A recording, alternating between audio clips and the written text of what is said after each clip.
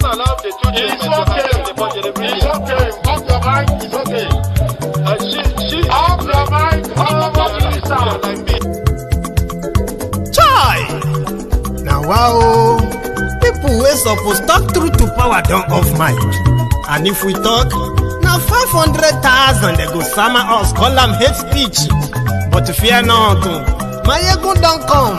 Ingo torchlight every corner, nooks and cranny of all these bad people where they spoil our country.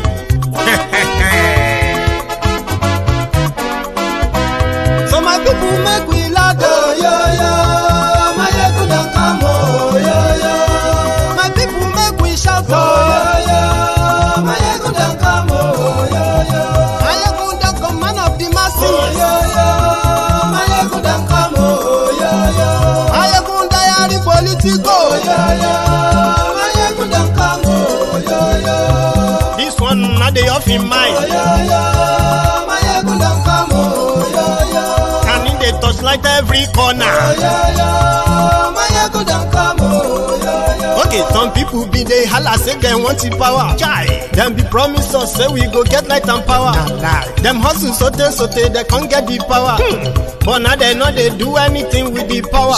Every day, dollar just they get the higher power over naira. See them talk say make we off mind, but thank God say my ego don't come. So my people make you laugh, oh yo yo. My ego don't come, oh yo yo. My people make we shout, oh yo yo. My ego don't come, oh yo yo. My ego don't come, man of the masses, oh yo yo. My ego don't come, oh yo yo. My ego don't politico, oh yo yo. My ego don't come, oh yo yo. This one not they off in mind, oh yo yo. My ego don't come, oh yo yo. Person where they do evil, no one make person talk. Them say that my egun, that man too they talk. He too they talk. Say my egun diary, he they hot like pepper. But every day then they take money in bulk. Poor man picking, they the street they hawk. Still them talk say make we no talk. But thank God say my egun don't come. So my people make you laugh, oh yo yo. My egun don't come, oh yo yo. My people make you shout, oh yo yo. My egun don't come, oh yo yo. My ego don't come, man of the masses, oh yo yo. My ego don't come, oh yo yo. My ego diary politico, oh yo yo. My ego don't come, oh yo yo. This man not the off in mind, oh yo yo.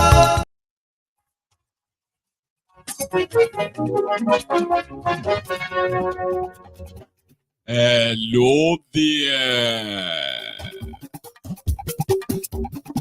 Mayegun la wa mo, la mo do.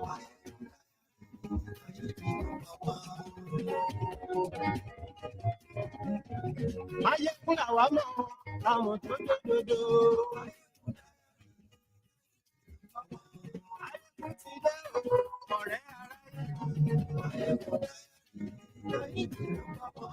Lórí Facebook, lórí YouTube. Good morning to you.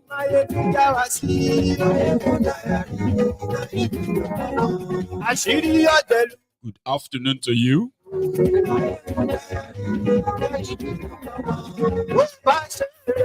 And good evening to you from wherever you are joining us. This is Mayegun Live.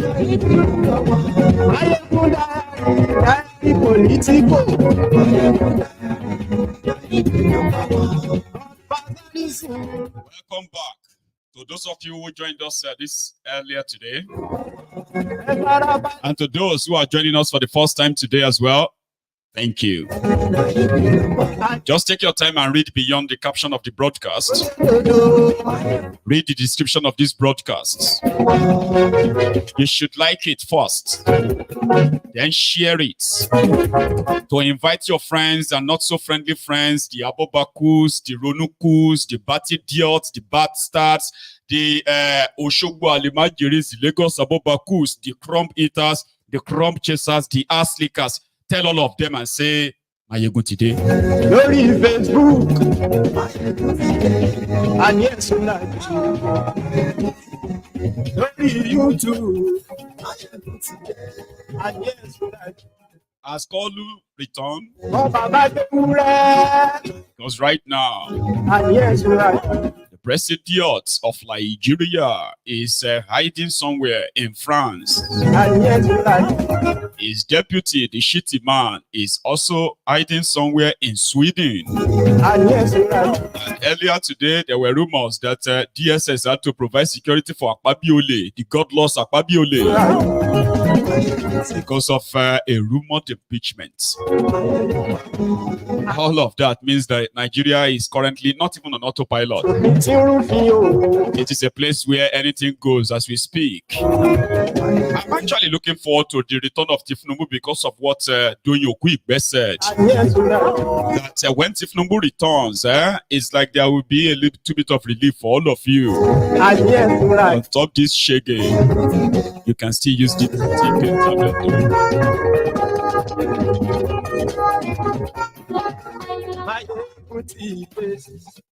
Thank you, Motide. So they said that this is what you can use if you have any chance for it. I don't know. I think it's free. Yeah, it's called the T-Pain tablet, so to say, weight loss tablet. So you can use one in the morning. Depends. You can use 2 in the morning, 1 in the afternoon, 2 at night. Or you can just use 1 in the morning, 2 in the afternoon, and 2 at night. Why lose weight, Shani? Because you are being sacrificed to the glutinous criminals. Kudos to Aziko say here, right? So anyway, thank you so much for joining me. Again, I'll say good morning to you, good afternoon to you, and good evening to you from wherever you are joining us. It is the Temple of Truth with Mayegun live. The kind of shege that is currently blowing in Nigeria is beyond what we used to call the Owu. Owu blowing means the hunger is spreading. Right now, it is worse than that. It's even worse than shege. Some said it is shege pro max. Well, it depends on which of the side of the aisle you are seated and which of the wind is blowing to your own side. Like I have said before, Nigeria right now may be a little bit of a country practicing a pseudo-democracy, something that is not real, right? But there's something that is real.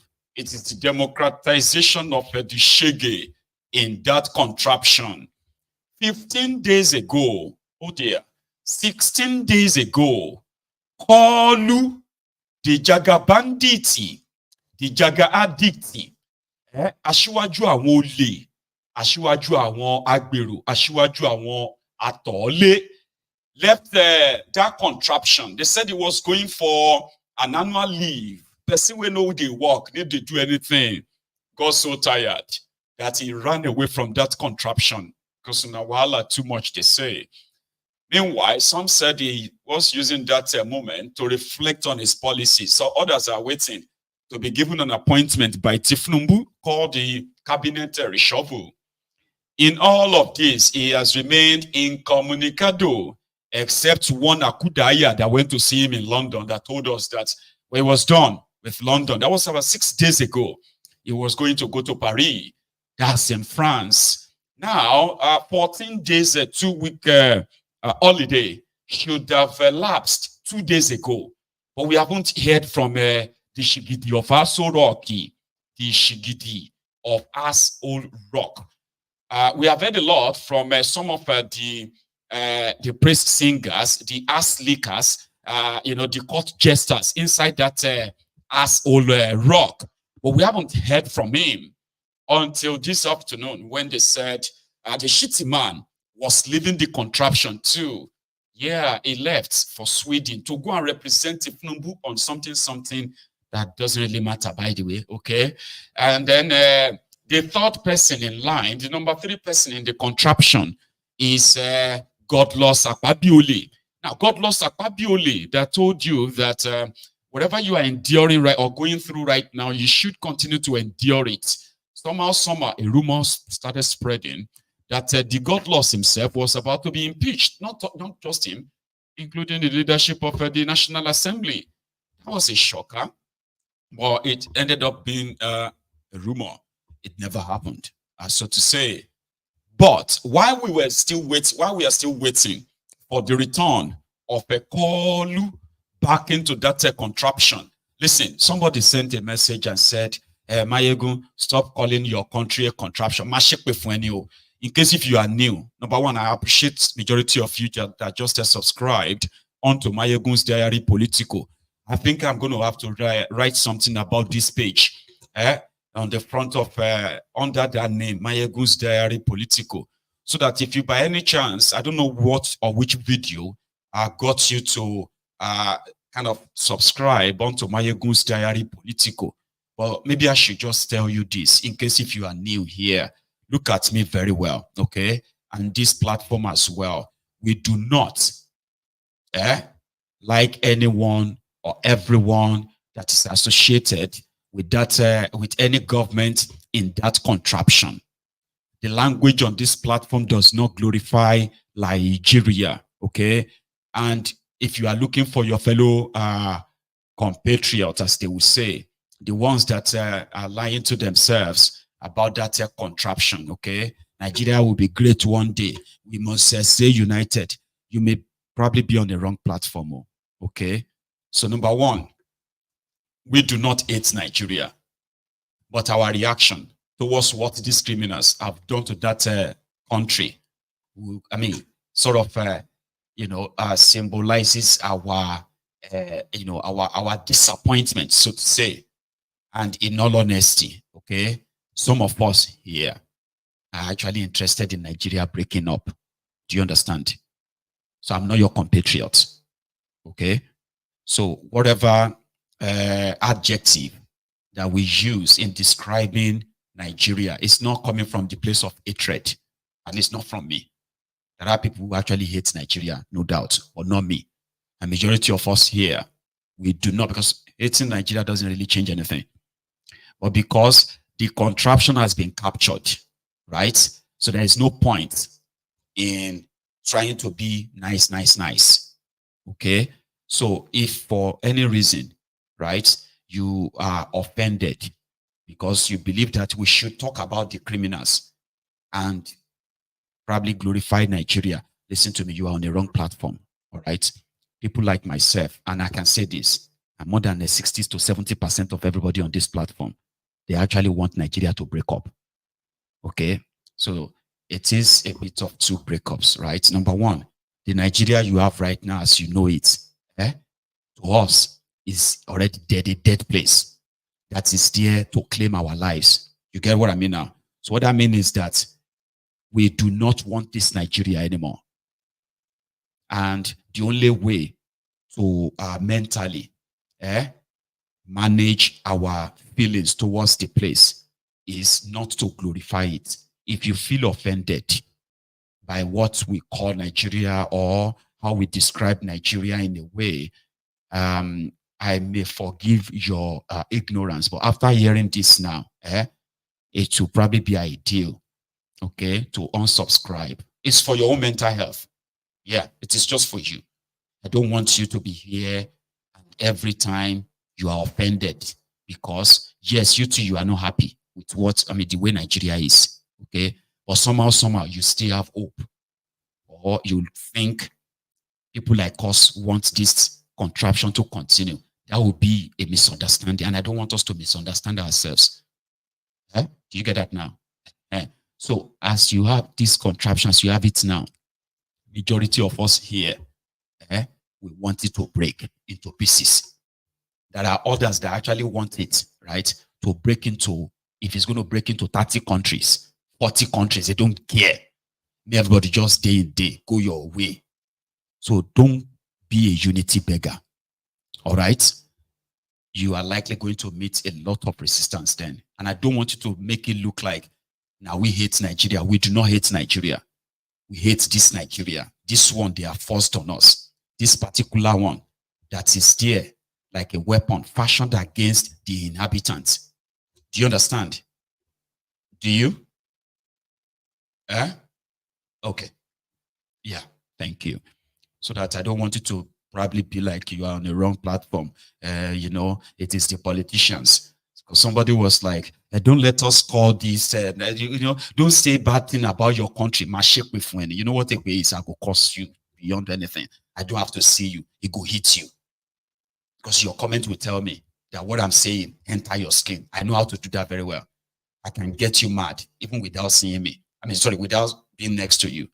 I can get into your skins like that with the word of my mouth. But because you have subscribed onto my channel, it may be based on the wrong impression. I'll be your own belief. We do not love this contraption the way they are presenting it, and we do not hate it. Do you understand that? The real enemies of that contraption, they are the criminals that want you and I to keep praying for a better Nigeria while they keep destroying it. So we would rather this contraption to break into pieces so that these criminals, they will no longer have any hold on us, any leverage on us. As long as they keep this Nigeria together the way it is, it is not to your own interest. It is not in my own interest. So don't come here and begin to preach unity. Only unite. Do you get that now? Thank you. So that we are clear. It's called caveat. Caveat emptor. These rogues, they are the enemies of Nigeria, not us. And that is why we will not sell a lie that they have been selling to us. We will not join them to sell that lie. Right? Including the younger generations that are also coming and trying to understand what is wrong with this place. We would like them to know that they must not join them in singing Nigeria we hate thee or Arise so called patriot. So it must be dismantled. This establishment must be destroyed. Okay? And if we are going to still be together as a country, it must be decided by us, the inhabitants. Over 500, ethnic nationalities that make up this whole place, right? Thank you. Because as we are approaching 100,000 now, I don't want, I don't want a situation whereby we now go to begin to think, say, we hate Nigeria. No, we are not the people who hate Nigeria. Now those criminals hate Nigeria. If Numbu and his gang, the caliber of people that make a drug dealer, a drug heroin trafficker. For small time now, you go to say, it's your president. No matter what, it's your president, Oguma for Jueni. You get what that means? Like, whether Ogun will be able to do it or not, I will still ask him to try. Go for you, go DLT, go do for KTD, you know what I mean? And so if that's what you want, we can share that, we can pass that on to you. So just don't come here with your unity begging. Don't come here to come and preach. What do you call it? And respect your elders. You get that now? So you can unsubscribe now. Is that okay? Thank you. So Koolu and his gang, as we speak, nobody can tell us where he is currently hiding in France. As much as the destiny of millions of people has been trapped by these rogues. Right now, the number one man or the Presidiot, the man that hijacked power, is nowhere to be found.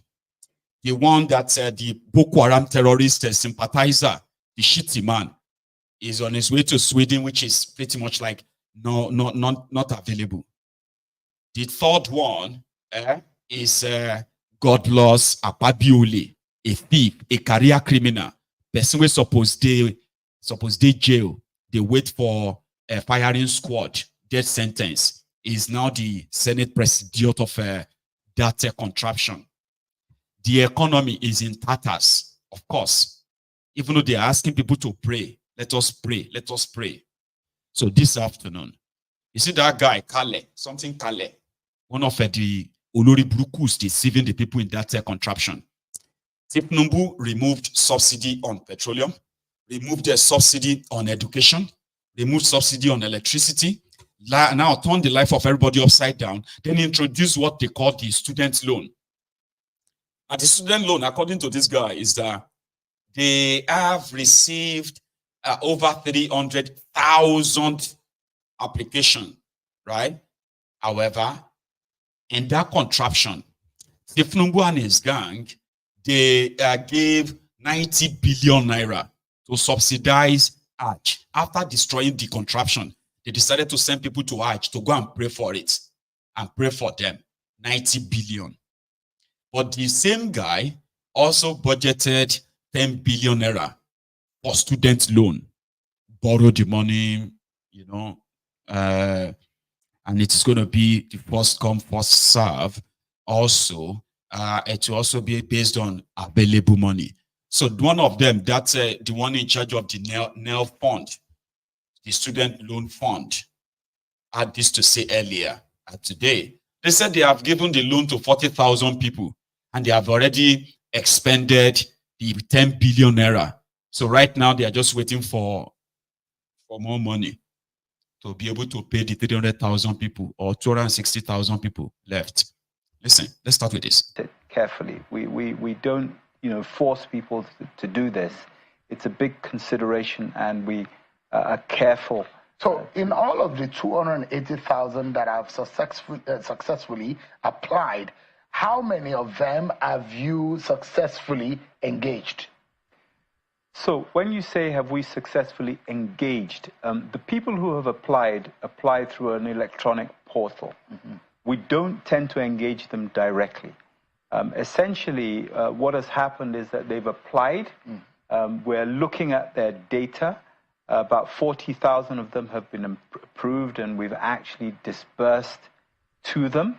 40,000? Yes, about 40,000. Yes. That amounts to how much in naira figures? I think that's probably in the region of 9-10 billion naira. About 10 billion has been disbursed. Yes, disbursed. And it's gone into these federal universities. So they're not just universities. So people can apply from universities, they can apply from polytechnics and from colleges of education. So it's not just universities. Okay. So it has to be tertiary institution owned by the federal government. Yes, tertiary institutions owned by the federal government. And as I said, universities, polytechnics, colleges of education. And the way we disperse the loans is that we pay the fees. And so far, we have a commitment of paying fees of about 30 billion and about 60 billion in upkeep loans. So the second tranche of this is that we pay directly to the students an upkeep, a pocket money, if you like. Our commitment to that... Every semester or every session? How do you pay it? So the institutional fees are paid per session. So every session we pay the institutional fees. For the upkeep, we pay monthly. So the student will receive a monthly stipend, of 20,000. So do you keep records of the students, what they're doing? Because definitely some students might be truants, some with a lot of factors can happen. Incomplete registration by no fault of the school, but maybe the student missed something out. How are you able to keep track? So first of all, let me just talk to truancy. We don't monitor attendance. Or performance? No, we don't attend, attendance or performance. So the disbursement is also not performance-based? No, it's not for merit? So it's important to recognize that what we do is we give loans based on people being admitted into the institution. And that's the basic? And that's the essential basis of us giving the loans. And of course, that they're not able to pay themselves. They can't afford to pay themselves. But remember, this is not a scholarship. So really, we don't necessarily look at what the grades are. What we do, and where that does come up, is that when they come to apply for the next session, they have to have been readmitted by the institution for them to be able to apply for the loan for the next session. But during the session itself, we don't actually monitor their performance. It is a loan, and I imagine that most people recognize that they will have to pay it back, so they actually do their best to ensure that they're doing the best that they can do. But this isn't sort of testing and trying to give loans to people who are the most clever in our society. So your agenda or the purpose for which the NELFUND is set up is not to give grant to performing student or a highly cerebral student or high flying student, but basic is to direct your energy to indigent students. Is that right?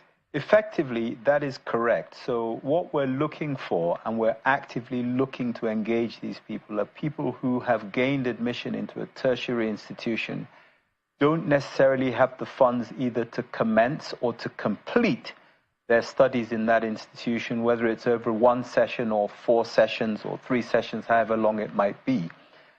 So our objective is to seek out and find these students and put this opportunity before them, so that they know that the option of dropping out, which often isn't an option in itself, is not one that we want them to ever have to put up with.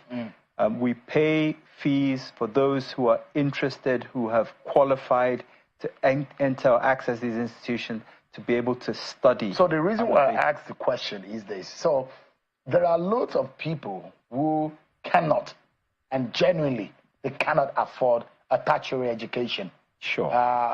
Because of their social status. Yes. But there are those who are also interested, but not because they cannot afford it, but just want to try it out. Sure. So the question is that there are those who will need it the most, and there are those, unfortunately, there are some who will apply and need it less that will get it, compared to those who need it most and may not get it.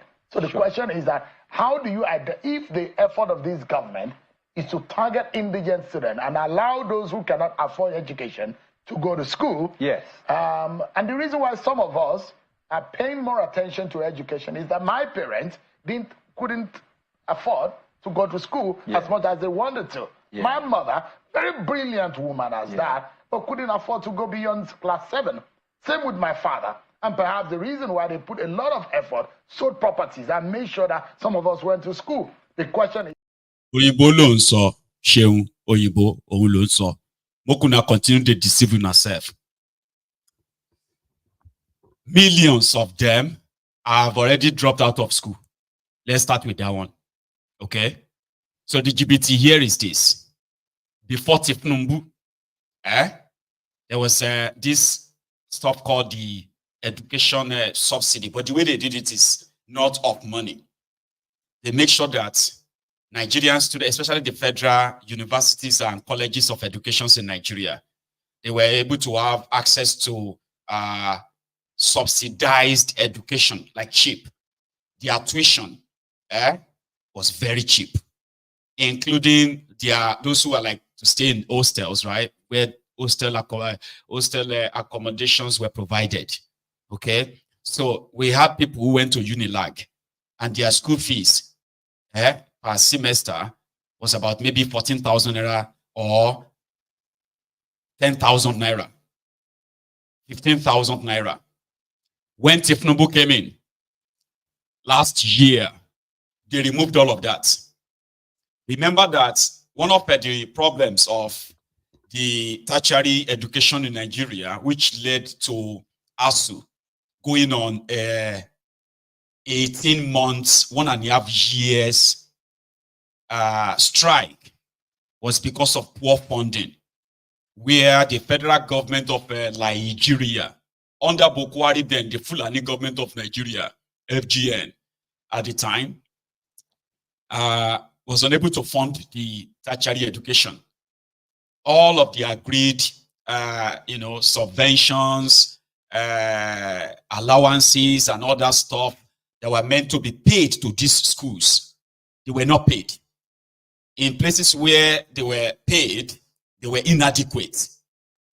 Meanwhile, some of these students were later subjected to different kind of extortion.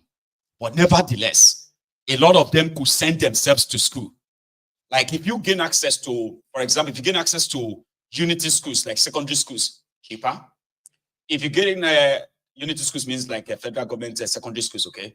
So if you gain access to federal universities or colleges of education, some people could actually work and still send themselves to school.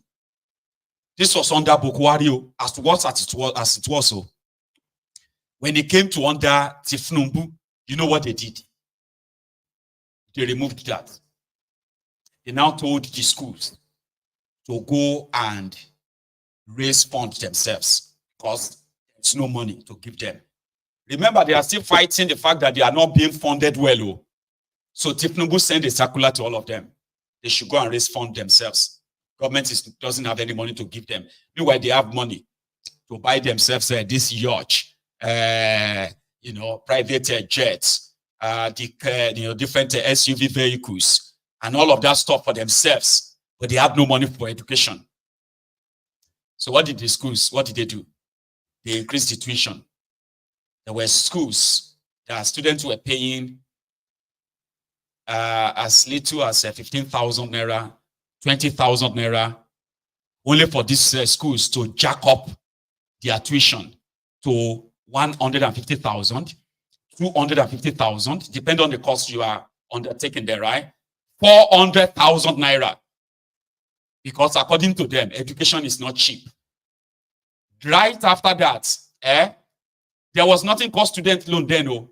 Right after that, some of them just gave up like, I'm not sure I'm going to go to school anymore. Some automatically withdrew from school. Others, I bet you don't forget, this was just last year because I know Stockholm Syndrome is a pandemic in Nigeria. So all these student loans you are now hearing today, they are using to cover up all this nonsense. The damages they did was that some of those people who usually be able to sponsor themselves to school, they gave up straight away. Some resorted into crime to see if they could probably pay up some of this tuition. Ladies resorted into, prostitution. Prostitution that you don't know how many men you have to sleep with before you'll be able to afford one semester tuition. You still have to pay lecturers who are going to make demands from you because they are not paid well. Government is not paying them well. Then they started shouting student loan. They used that until, until June 2024. In fact, until July 2024. Since last year, some people don't carry over 1 year already. Like some people took leave of absence from school. They're like, I need 1 year to stay away, to go and also, and see if I want to still go back to school or not. Why they promised that they were going to give them student loan as far back as July 2023. They shifted it month by month. They shifted it from June to July, from July to September, from September to October, from October to December, from December 2023, from December 2023 to January 2024, to February 2024, April 2024, June 2024, until they started talking about that they are now taking, they are collecting application in July, August. Now that's them now telling us that they've already disbursed. And guess what? Out of millions of them stuck. And some of them who have already, like the poorest of the poor, have already given up. That's the guy who is now using accent to tell us that out of 300,000 applications, they've disbursed 10 billion, 9 to 10 billion. They can't even give you an exact figure because it's a lie. It's a lie. Yeah, I have said this before. What they usually do is that they will pay maybe few hundreds of them, or just maybe few thousand, like maybe 1,000 or 2,000 people, as evidence that they have been paying some people. So if you now say they haven't paid you, they'll say because there's not much money. We have already paid 50,000 people. We have already paid 100,000 people. Lies with accent. Watch the rest. Okay, in terms of paying their fees, but we've also discovered that for some of these students who seem to be okay, their parents are really struggling to keep them in the institution. Look, sensitization for us is about going out, meeting institutions, meeting students. I've been to institutions in this country where the authorities in the institution have actually set up funds to support students who are about to drop out or who could drop out and are getting private donations. We're intervening very directly. The level of indigence is really high in public institutions. People start and can't finish. They lose parents along the way. Things happen to them. So, when we start talking about, seeking out indigent students, a student may not be completely indigent in their first session, but something happens to them, and in the second session, they are.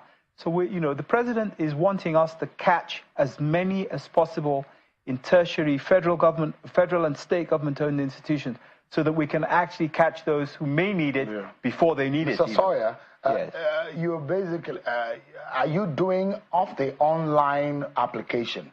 Are you doing manual applications? No, we're not. This is a problem. Yeah, you don't think that's an exclusion, a ground for exclusion? Oh, absolutely. Look, whatever method you use, you're going to exclude somebody. The important thing for us to do is to be able to identify those we might be excluding and then mitigate for that. So, and I want to make a suggestion to you. There are those, we underestimate or we overestimate the impact and the penetration of internet and the digital platforms. Sure. And so we neglect that we're still in some way very manual. Even in the U.S. that we're talking about, U.S. is largely manual. U.S. uses postal agency more than any part of America or Europe that I know. And so, and I want to suggest to you, is it possible that you make forms available to student unions, to student associations in a different institution, such that they can manually fill, and maybe at the beginning of every session, create a little office where in every state where people can physically walk in and submit their application? Is it possible? Sure. Because the online, a lot of people will say it's practically an exclusion ground. Sure. So look, you're absolutely right. Internet penetration, not just in Nigeria, is hardly ever 100%. And anyone who doesn't have access to the internet, you're absolutely correct, is effectively, potentially excluded from being able to apply. However, we've considered that, and we're going into partnerships with specific private sector organizations. We haven't engaged directly in terms of contracting or signing agreements, but we're looking to work with institutions like banks, for example, who may be able to provide the opportunity for people who want to apply for these loans to come into the bank, which is a safe environment, use a computer in the bank that's connected to the internet, get some support from bank staff or NELFUND staff so that they can access this facility. The danger with going manual is that we're opening ourselves up to opportunities for fraud, for corruption, for misinformation. Totally. But we recognize that you can't always have your cake and eat it. What we're trying to do is look at how we can do this in the best possible way, reduce exclusion. Because I don't have as much time. The question of disbursement, there are delays in disbursement of funds. What happened? Has that been settled? So, I'm not sure that there are what you would call delays. We have a process that we must follow. And the process is very simply this. When a student or students apply for this loan, we receive the applications. When we receive the applications, we process the applications. We give loans to those who qualify. Then we send that list to the institution to say, are these really your students? The institution must respond by saying to us, yes, these are our students. Sometimes there are delays in that process, but we must adhere to that process. Not because you're stifled with funds or maybe you don't have money. It's just the processing, the bureaucracy that is delaying the funds. We are absolutely not short of funds. The president has made sure that this is a very well-funded agency. It's not the funding. What it is just the process of ensuring... So quickly also, 20,000 is what you're paying as stipend, isn't it? It is indeed, yes. Yeah, are you open to increase? Because there are those who are complaining that photocopies and all what, transportation, feeding and all what have you, that may not cover. Are you open to increase, or that is what it is We're right now? certainly hoping to increase in due course. See, the reality of it is that we are in a hyperinflationary environment, and it's difficult to sort of fix a fee because cost of living is rising, quite quickly. So, at some point in the future, we're going to reevaluate what we're giving. But I want to point something out to you. This time last year, people had to find money for their fees. They had to find money for their upkeep. We're taking the issue of the fees off the table. So the institutional charges would take the issue off the table. So we've already eliminated that, and then we're going to pay the stipend on top of that. Well, when we see something that will benefit the average person, we will clap and praise it. When indigent, if my parent had an opportunity like this to go to school more than what he did, maybe things would have been better. But I think that we will borrow you some little wisdom. I would have expected somebody like Sheung, right? This is education stuff, right? Somebody like Sheung to have been fed with real data, not just word of mouth and all of that. Real data. Somebody who came to come and do the image laundering for a program, and all they have right there is just a throwing of figures, and they just want you and I to take it all. And that's exactly what it is anyway, right? Just believe us. You need to just believe us. How much money do you have? Oh, this project is well funded. The president ensured that the project is well funded. How much do you have? Because from all of your statements in the past, is that it's going to be based on first come, first serve, as well as funds available. That's what they said. There's no real data to work with. He walked straight into that studio and he said, we have paid between 9 and 10 billion naira to 40,000 students. And that's it. And if you don't believe it, maybe you should go and ask Google. That's what they would tell you. Just say, go and ask Google. Go and ask Google. So to say. But here is a man who is a businessman. And according to him, he has a data that we can question. Okay, for example, in the last 2 days, the Nigeria National Grid, Electricity National Grid, has collapsed 3 times. I don't know if it has been fully restored. But this man said he alone and his own company, they are responsible for 15% of the Nigerian electricity that is being generated and distributed. Now, there are so many things that I would probably love to tell you about, the problems that surrounds the electricity generation and distribution in Nigeria. Is Mr. Adeleke Davido's dad. He was at a church program called the Sabbath Day, right? And he was giving his own testimony about his contribution towards electricity improvement in Nigeria, power generation and distribution. Okay, so according to him, his company, like he said, is responsible for 15%. I don't know what figure that means, because I would prefer somebody who can say, listen, before the APC came into Nigeria, Nigeria was generating over 8,000 megawatts of electricity, distributing over, in fact, figure for figure, Nigeria was generating 8,300 and something megawatts of electricity, giant of Africa, and it was distributing 4,500 of the same electricity. So poor that APC, Ekbekebe, promised Nigerians that they would generate and distribute 10,000 megawatts of electricity. They will add 10,000 megawatts of electricity to the national grid every year. And in 4 years, they would have added 40,000 megawatts of electricity to Nigeria. In 8 years, that would have been 80,000 megawatts of electricity, which would have made Nigeria, like have what they call the 24 hours electricity. Here you get something that was part of the lies they sold to these Nigerians, the zombies that were shouting change, change, change at the time. However, in the space of 8 years, the Nigerian electricity generation dropped drastically, like more than 50%. Nigeria now generates between 3,500 to 4,000 megawatts of electricity. Half, more than below half. And guess what's also happened to the distribution? At a point, Nigeria will be distributing between 800 megawatts and 2,100 megawatts of electricity in the whole country. You can go and fact check me if you want to. But please don't fact check me with whatever lie the APC Ekbekebe is posting out there.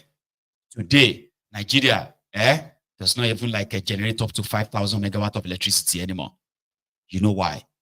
In 8 years, the terrorists in Nigeria, they've taken over Shiroro New, Kainji New, and they have been everywhere destroying the power, the power infrastructures in Nigeria.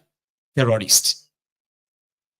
And then there's not a single investment in electricity generation or distribution in the last 9 years. The one they promised to do was to actually get everybody metered. And the man that spent 4 years as their minister of darkness is that, Isaleko Barack Obama, Fashola Ajangbadi Albert Einstein, who at the time under him, Nigeria electricity actually collapsed. Listen to this. Nigeria electricity national grid collapsed for the first time in 30 years. The first time the national grid of Nigeria collapsed was in 1984. Guess who was the Presidiot of Nigeria then? Bokwari. Then it collapsed again. Towards the end of 2015. Right? By the time Bokwari was done, Nigeria national grid collapsed for 218 times. They didn't have any single megawatt to Nigeria electricity in 8 years. You can go and fact check me if you want to, please. And like I said, do not use any of the lies of APC Ekbekebe to fact check because they are pure lies. Nigeria made no single progress in electricity generation or distribution in 8 years. But Davido's dad happened to be one of the private, I want to believe, private electricity companies.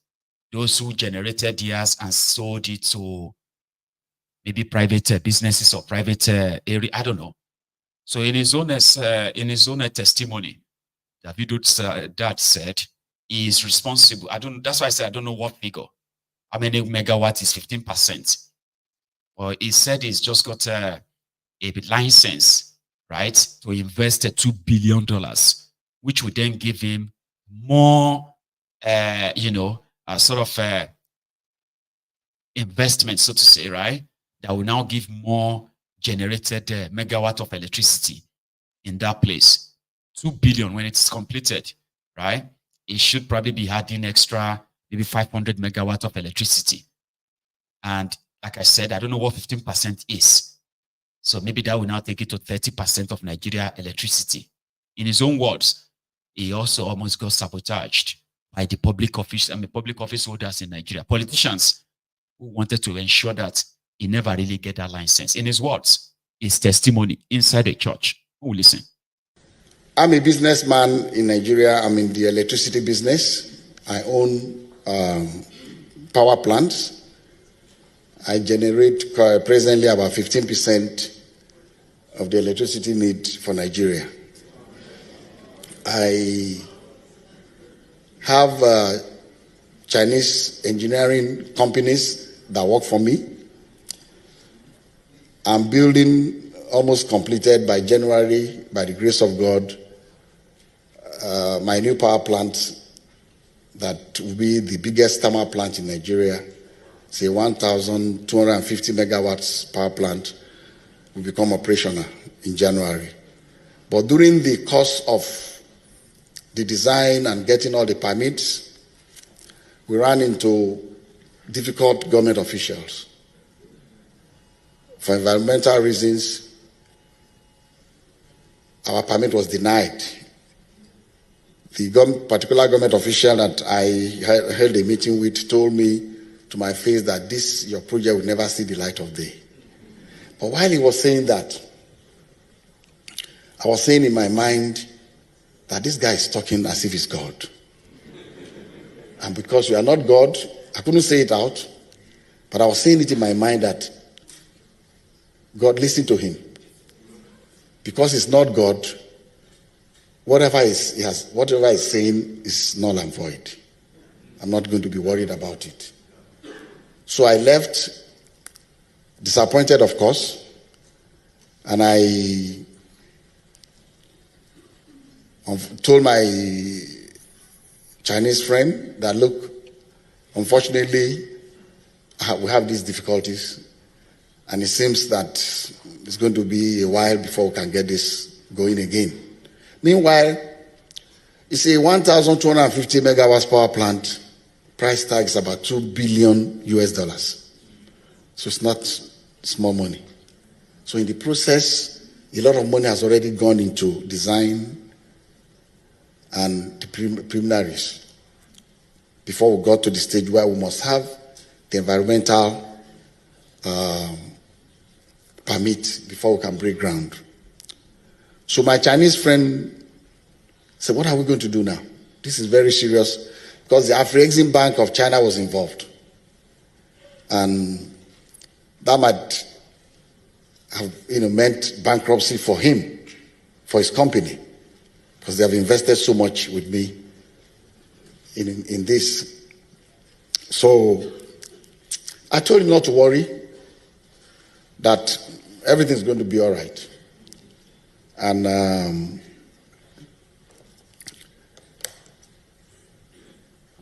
he said that he's worried. Do you know somebody that can take you to the president or to speak to someone? I said, don't worry about it. That everything was going to be okay. And he said, are you sure? I said, no, I'm not going to do this on the phone. I'm coming to see you. It seems that you found a solution, so I'm coming to see you. So while on his way, I got on my knees and I prayed about it. And I asked God to make all things well. And so when my friend came to me face to face, said that, yes, Mr. Chairman, he called me Mr. Chairman. Mr. Chairman, so what is the solution about this? It seems you are not worried. I said, I'm not worried because I've prayed about it. And God is going to make it right. My friend became very upset with me. He said, God cannot do this. He says, this is not about God now. This is not about your church. Please, Mr. Chairman, put this aside. We are talking serious issues now. And I said, that is the only way I know to go about it. On the Sabbath, it was like on Thursday, Friday I prayed about it. On Sabbath, I prayed as it always sounds like a lamba. Number one, I heard that he's a billionaire, by the way, okay? I heard that he has a power plant in Nigeria. But like I said, we don't know what the 15% is. But he said something from that testimony, that the one he is building, we don't know where in Nigeria. But the one he is building is going to be able to generate 1,250 megawatt. That's a lot. That simply means that if he had that to his 15%, Davido's father alone could be generating half of the electricity available in Nigeria. That's massive. I know some of you, the moment he started saying, I knelt down and I prayed to God and I said, see, yen, like that. It don't sound like a lamba. But some of you should, you should beg, listen to it to the end. Here is the other part. and presented this issue before God Almighty. And I challenged God and I said, God, see, my friend said you cannot do this. So please show up. Not only to convince my Chinese friend, but also the government official that is trying to block us. Let him know that you are God Almighty and there's none like you. So I continue to pray about it. The following week, On a Wednesday, I got a call from the Ministry of Power that I should come to the minister's office. So I went, and I was handed over my permit. Amen?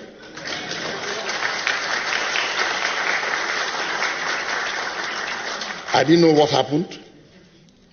All I did was pray about this. So I looked. So I asked one of the officials, what exactly happened? Why am I collecting this from this office and not the other office? And the person told me that the particular government official that wanted to block us took ill, and that he was flown to Germany for treatment, and that some of the applications for permit for other types of factories, not electricity, was sitting on his table, and that his boss, somebody that knew his boss, the top person, I'm using the word because I don't want to say exactly the office. So his boss now said he should bring all the applications to his table since he was not there. So my application was one of those that was taken. And his boss wrote on my own application, this is a very good proposal. We need electricity as we need the air. This should be encouraged, and I want a report on the progress of this project every quarter. So that was why I was called to come and pick up from the minister's office the permit. So when I saw my Chinese friend and I told him that we have the permit already, he said, what did you do? I said, I prayed. That's what I did. He said, he didn't believe me. He said, did you bribe anybody? I said, I did not.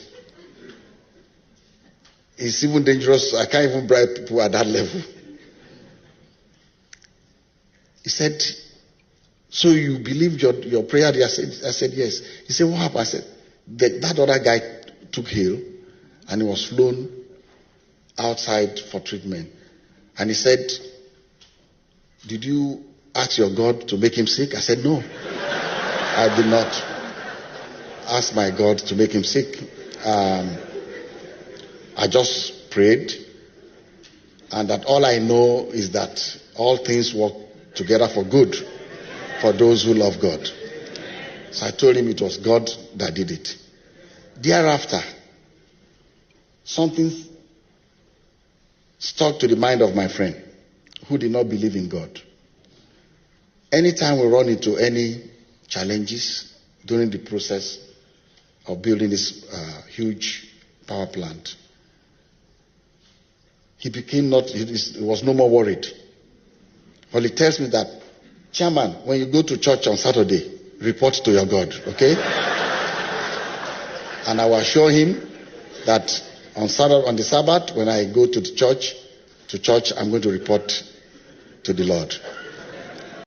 I'm highly disappointed of Nigerian government because the Nigerian government we are highly disappointed in them due to foreseen circumstances.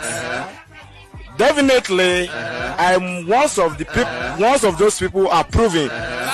People should die in coronavirus is more better than people should die in hungers. Hunger kills more than coronavirus because some people are less privileged. Due to foreseen circumstances that I said it, some people are less privileged, which they are based on daily pay, which are not even based on salaries. But our government thinks that the lockdown is the best solution to coronavirus, and proving it to an extent and to the levels of alacrity that if someone die in coronavirus, it's more efficient to die in hunger, because some people will be at indoor. The more you look, the less you see. I have been Googling the Adeleke's power plants, and guess what I have been seeing? just repetition of what Mr. Adeleke told his Seventh-day Adventist church in Atlanta. Not even a single Nigeria media is able to mention Adeleke's power plant. You see, this is not me trying to downplay whatever he makes of himself, but for those of us who know him, because I know him a bit, right? He is one of the Babangida's bagmen, just like Mike Adenuga and few others, right? Who were like, we call them bagmen for Babangida boys, okay? They are the billionaires without any invention. Some of them later, right, were able to get the government properties, like the government assets, bought some government assets, like power plants. So I've been trying to see which of the power plants Adeleke actually owns. Here you get now among the ones sold. I haven't been able to find one, but again, I was expecting, number one, if you look at what is being ascribed to God in his testimony, if you are from Nigeria, you know how we always love to ascribe everything, even corruption, to God or God's grace. For example, look at that testimony. Somebody did not want him to get approval for a new power plant, but then he knelt down and prayed to God. And then God made that person sick. They sent him to Germany. Another person saw the file and he said, this is a good file. This is a good project. We need power. And that person now issued the license. There is no God involved in all that nonsense. It is just simply bribery, corruption, which in this regard is a Nigerian thing. If they ask too much question, they will say it's because you don't believe in God. And when a billionaire is talking about God, who are you? Yeah? You thousandaire. In Nigeria context, so who you be? A billionaire is trying to appreciate God. Don't you think you this Mayegun way no? No. Ababa, please spare me. Okay? We have many like that too, that will easily tell you, say, how you do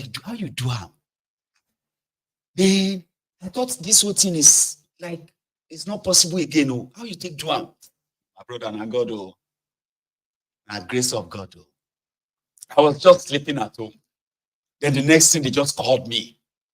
They just said, where are you? Come to Abuja now. If you can come to Abuja now. That's it. But God is marvelous. Oh. There's nothing God cannot do. They will tell you how much money actually passed hands, yeah? And all of that. It is always God.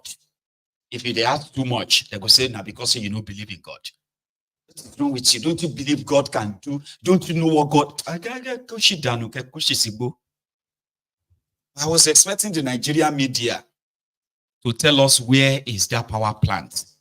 I mean, that's a very huge stuff. It's a big stuff. A $2 billion investment, right? But there's no the Punch, Vanguard, the Sun, the Guardian, the Chinese newspaper. Chinese news. So all of them, nobody is able to actually tell us that investment and where. Here you get like the normal way. You see, people will be like, "Wow, that's some beautiful stuff." Oh, where is the project? We can't tell you. We can't tell you. So if we tell you now, you don't know that Satan can change it. Really? Okay, maybe we'll just keep on that way then. But I mean, it's a good stuff. Oh. If it's going to, if it's a business, it's going to add 1,250 megawatt of electricity to Nigeria national grid. That's a good news. Okay. Even though we know all these drill anyway. So making no come be like saying a bad belly. Sure you get, because make bad belly no go spoil them. And he's a billionaire. Me, I don't even get thousands. I don't get thousands for account.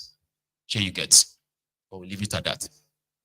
So we saw that the National House of Osun. I like that. So which of the power plant in Osun? Somebody said it's in Osun State. I know they are from Osun. And I've actually heard that before. But I was expecting them to name it. You get what I mean? See, I've been searching while we were watching that video.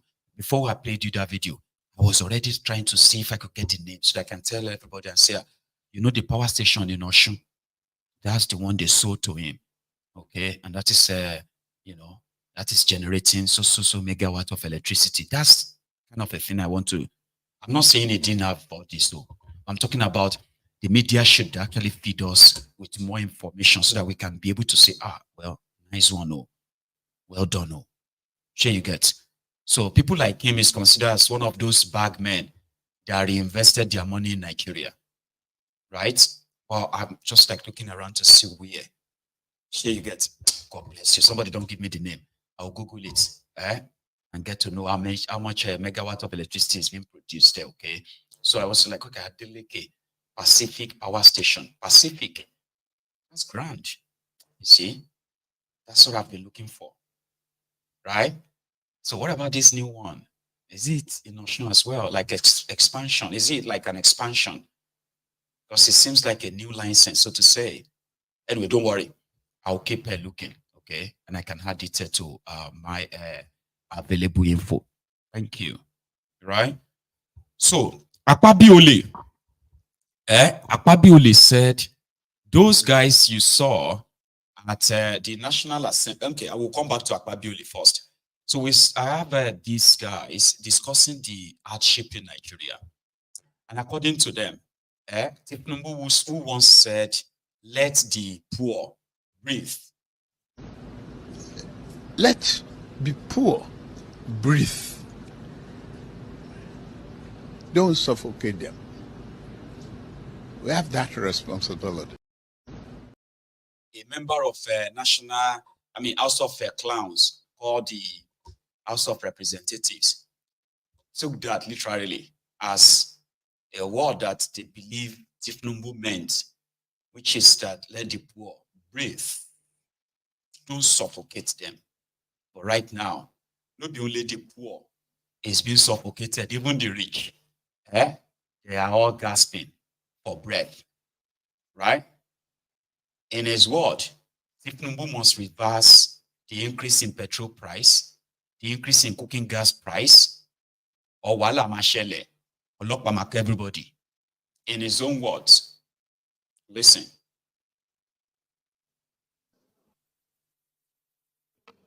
Mr. Speaker, my very respected honorable colleague, I remain Ali Isa JC, PhD, representing Balanga Billiri Federal Constituency from Gombe State. Mr. Speaker, my honorable colleagues, this motion is timely and is a very important motion.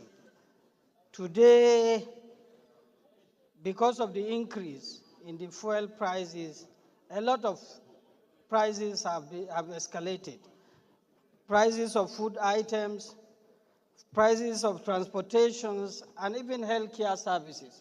I am happy that this house, that is the People's House, more than 100 members decided to bring this notice so that government should look at this with a human face. Mr. Speaker, Section 14(2)(b) of our Constitution clearly stated that the primary purpose of any government is to provide security and welfare of the people. Our concern should be the welfare of Nigerians, which I believe is not only in my constituency that the masses or the poor or the people are suffering. I believe most of the constituencies, people are suffering because of this increase. Let me also use the opportunity, Mr. Speaker, to borrow a word of our president. When he spoke then, he said, let the government allow the poor to breathe. Today, we are not only calling for government to allow the poor to breathe, we are calling of government not to remove the cylinder that the poor are already living under oxygen. If you remove the cylinder, we are not talking about breathe. We are talking about taking people's life.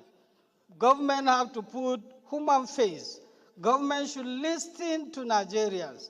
whatever it will cause, whatever policies that can cause hardship to Nigerians, government should look at it and review it and allow the poor to breathe. I appeal to all members to give all the necessary support to this very important and timely bill. Thank you, Mr. Speaker, and I believe that since this motion is sponsored by all members of this House, that comprises of all political parties, a lot of members of this House, 101 members, 111 members in this House signed to support this motion. I believe they are speaking for their constituents. If there is any member that believes his constituents want the fuel price to keep on increasing, Leader, I is think free you are to going come out out and of tell Nigeria. context. Thank you, Mr. Thank you Speaker, for your and God bless you all. Yes, my dear Chair. Mr. Speaker, sir.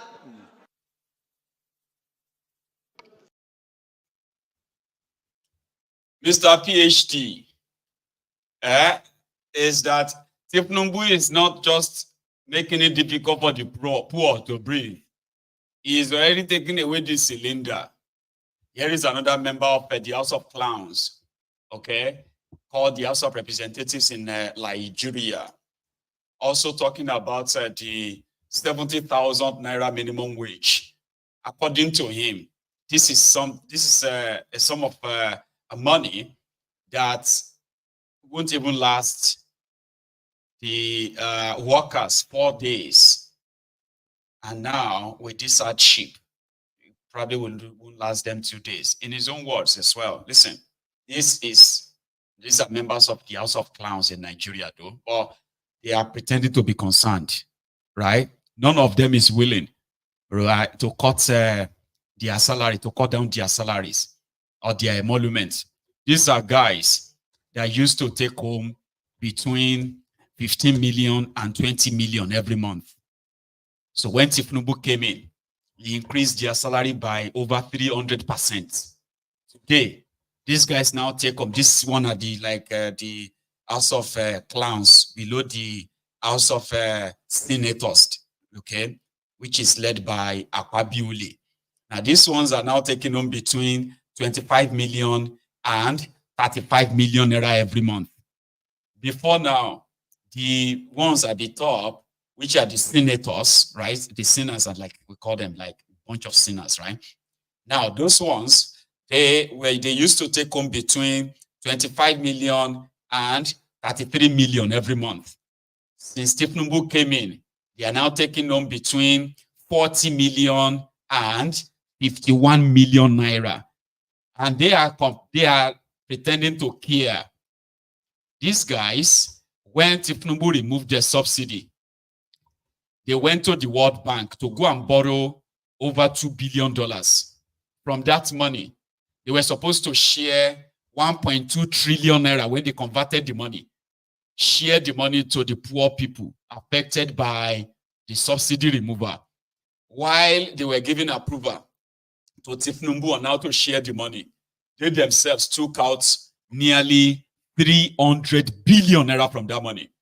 From it, they spent 58 billion naira to buy themselves bulletproof SUVs, cost 160 million naira each.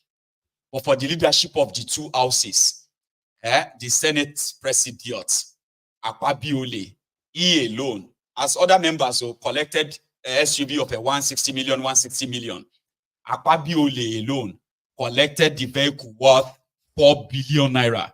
His own deputy collected the vehicles worth 1.2 billion naira. You can go and check all of this out.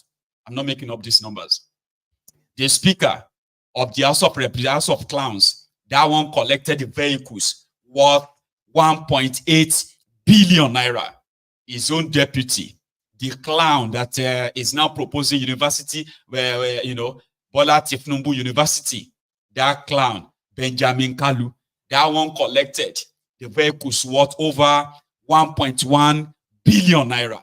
Meanwhile, all the floor members, senators, others, they collected 160 million naira worth of vehicles.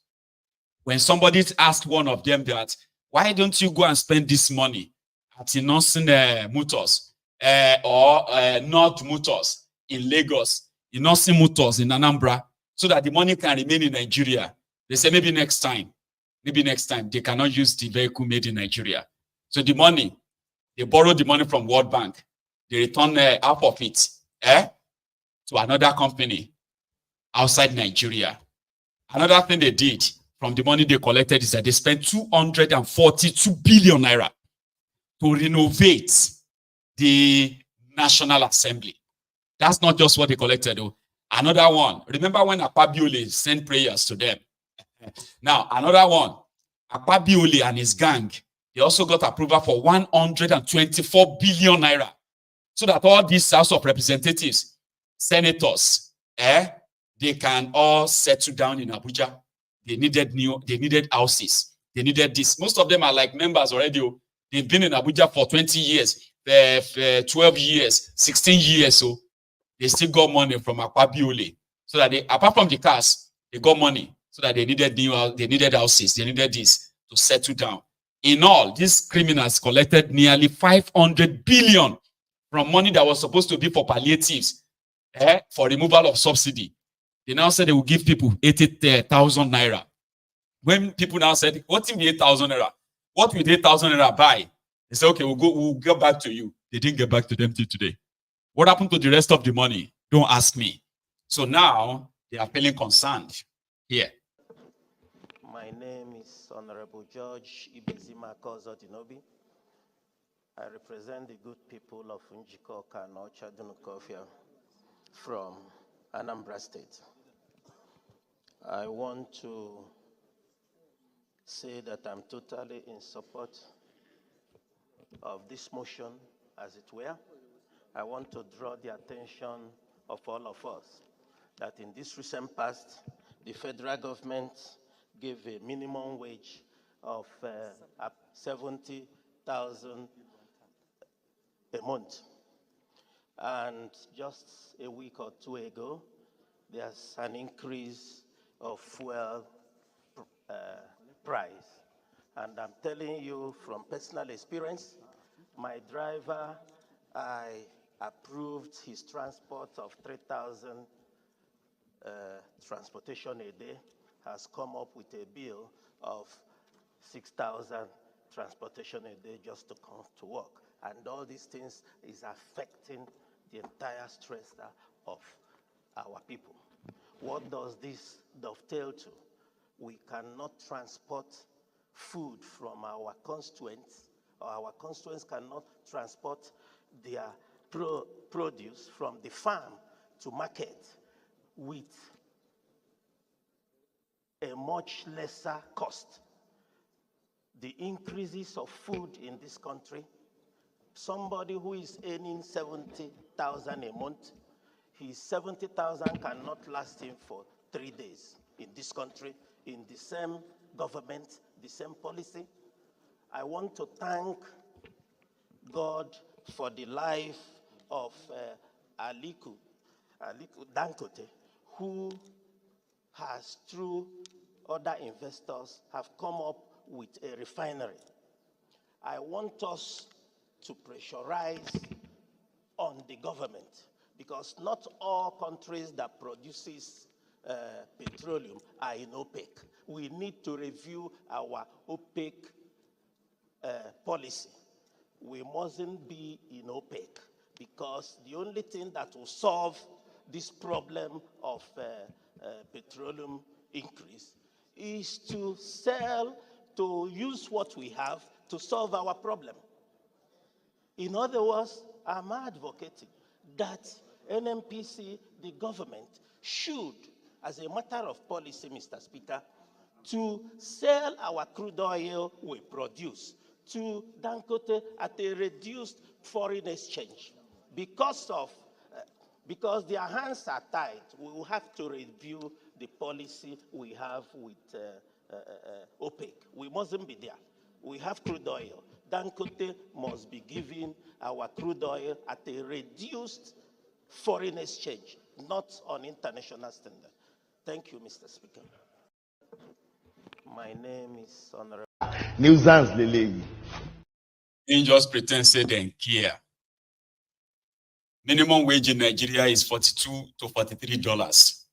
Today, Nigerian Naira is now rated alongside Sudanese money, as well as Ethiopia also money, as the worst performing currencies in the world. Did you just mention Dangote? Well, this guy is going to disagree. You know, Dangote refinery, really? Are you seeing this? If there is an award that is supposed to be given to the most patient people in the world, it should be given to Nigerians. Fuel is being sold at 1,100, and you can see the queue. People are even fighting to get this fuel. Sincerely speaking, I don't know what the Tinubu administration is doing as far as this issue of fuel. We are suffering. I don't even know how to present this. And obviously, the people that are supposed to protest, the people that are supposed to stand up and fight for the right of Nigerians, the likes of the NLC and other people that matter, have been bought. That's why they are quiet. That's why they can't say anything. We are buying fuel at 1,001, and look at the queue. People are fighting at the gates, for crying out loud. And you tell me this is renewed hope? This is renewed danger. This is renewed pain. This is renewed agony. God, please come to our rescue. We are in trouble in this country. And we now say, Dangote. What did the Dangote refinery give to us? Nonsense, wallahi. Nonsense. It is of no use, the Dangote refinery. I said it in one of my interviews with Roots TV. I said I don't give a hoot about the Dangote refinery, because another game they want to play. Dangote refinery, look at it with the Dangote refinery, an oil producing nation. You are here comparing us with in Senegal they pay so for. Are we Senegal? Are we any of these other countries, for crying out loud? The Dangote refinery, as far as I'm concerned, is not serving anybody in this nation. It's a failure. The Dangote refinery is a failure, since we are in this trouble. Nonsense. These people are planning to barbecue us until we become no more. Renewed what? Subhanallah. Subhanallah. Inna lillahi wa inna ilayhi raji'un. Did you just say something about barbecue? Because that's exactly what happened in Jigawa today, where people were scooping fuel. Yeah. And then kaboom. 140 souls lost. It's not the shoe soul. I mean, not the soul of shoe. I said soul, lives. 140 people roasted alive. Before the kaboom, these were them scooping fuel from a crashed fuel tanker. Wannan fa shine lokacin da suke ɗiban fetur ɗin yayin da tankar man ta fashe. So kafin alkuwar al'amarin kenan. Ubangiji Allah ya ji kan waɗanda suka rasa rayukansu. Allah ya sa aljanna makomarsu, amin. Inna lillahi wa inna ilayhi raji'un. Most of the people you see in that video, they are no more. And that was in Jigawa. By the time the news reached us, they initially said over 90. When they finally found some of the bodies were they're born beyond recognition. They're born beyond some of them. They even, it's like a body. Oh, I don't want to describe it so that I don't kind of ruin your night. You know what I mean? I like boom. When they started counting, they counted 141 so far. Others, you just feel like stop counting. This is what life is worth in that contraption as we speak. Yeah. That's why I call these criminals rent seekers. What they are doing is called taking rent. 64 years of producing crude oil. They are still transporting petroleum products by road, where, via tankers. That's how they transport petroleum products in Nigeria, oil producing country. That you would think they would have invested in infrastructures that makes it easier to transport this stuff without having to take them on the road that way. Abi?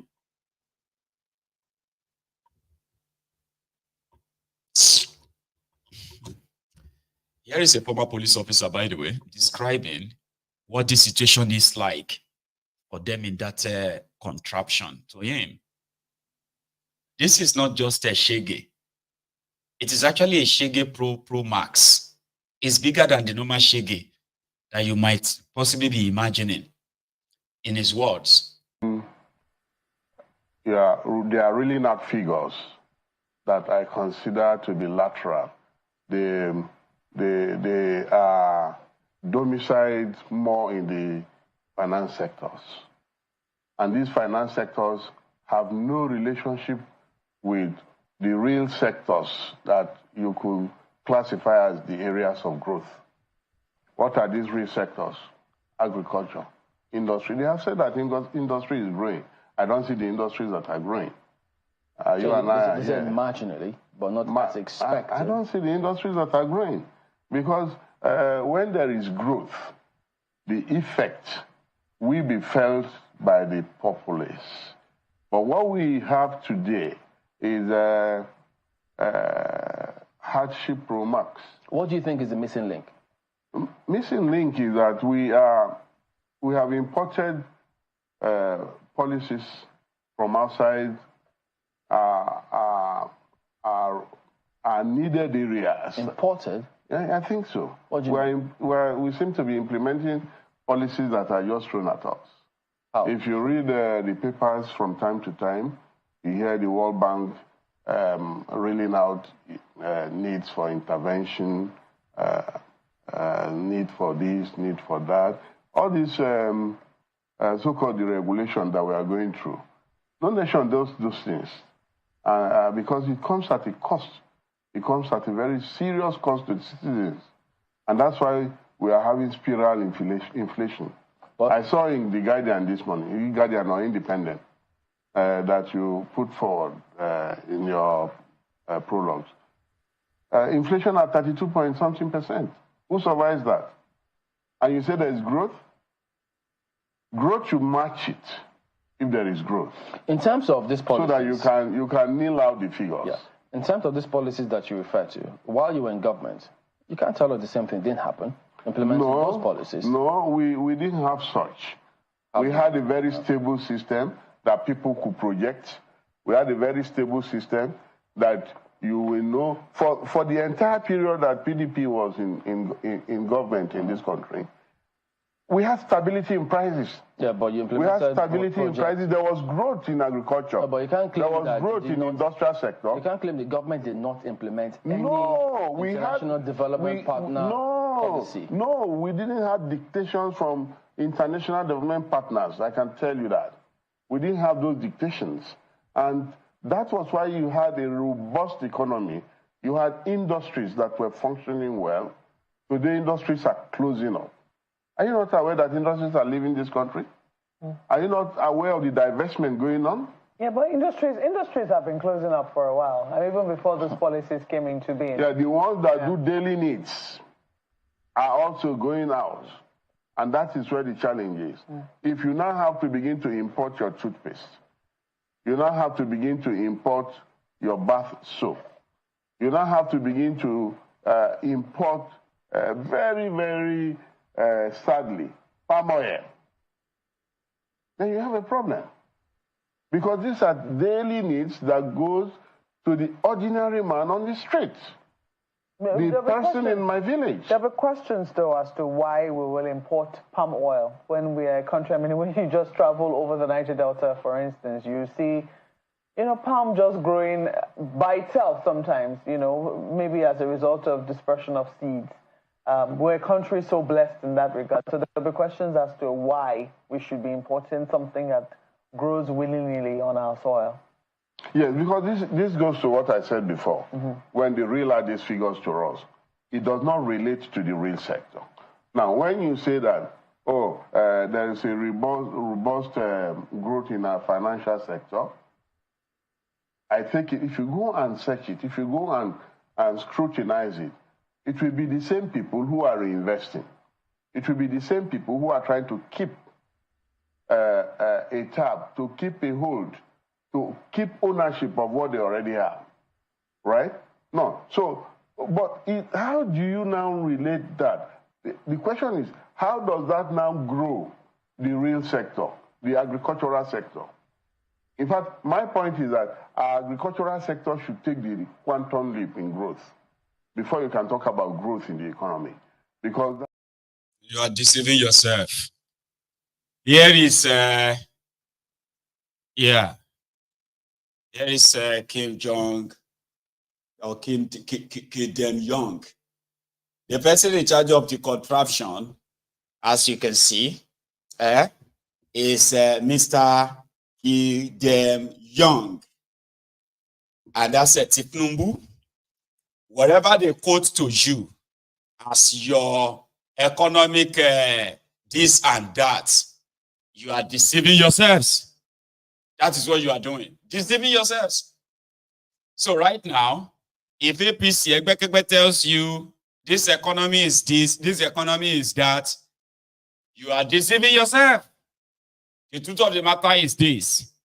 Nigeria Naira is now the worst currency in the whole world, in the same category with Ethiopian currency as well as South Sudan, where they are now sacrificing you. Tifnumbu, which is Mr. Dem-young, as you have him there, right? Sacrificing his own citizens to satisfy this bunch of thieves like Akpabiole and Koolu. Remember that, oh?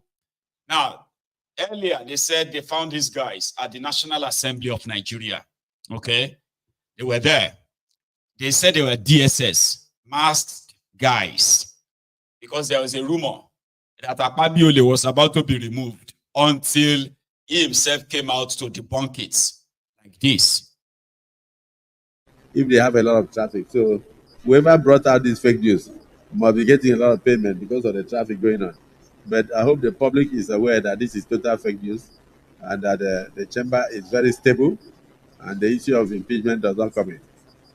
So, Kaka, please investigate and report back to us as soon as practicable. As the Senate President pleases, I will do the needful and report back, sir. All right. Thank you, sir.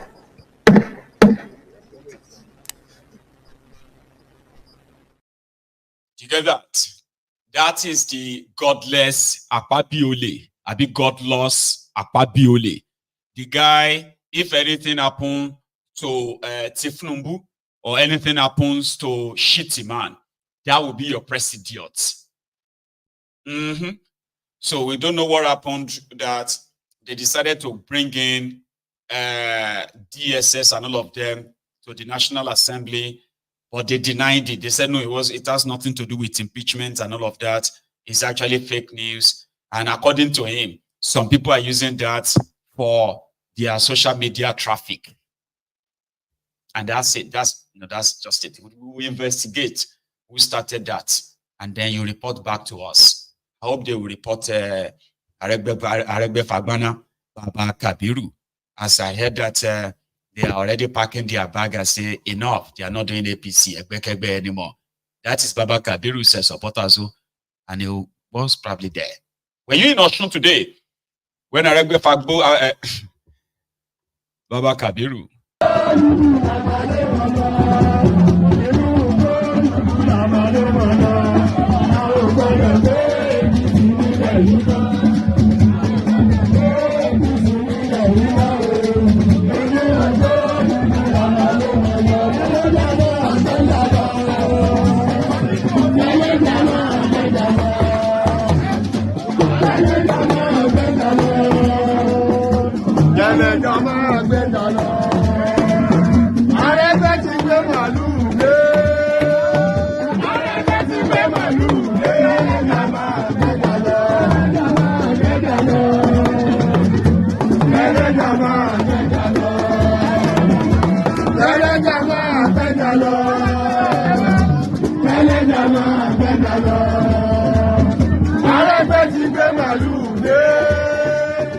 Arẹ́gbẹ́ ti gbé màlúù dé.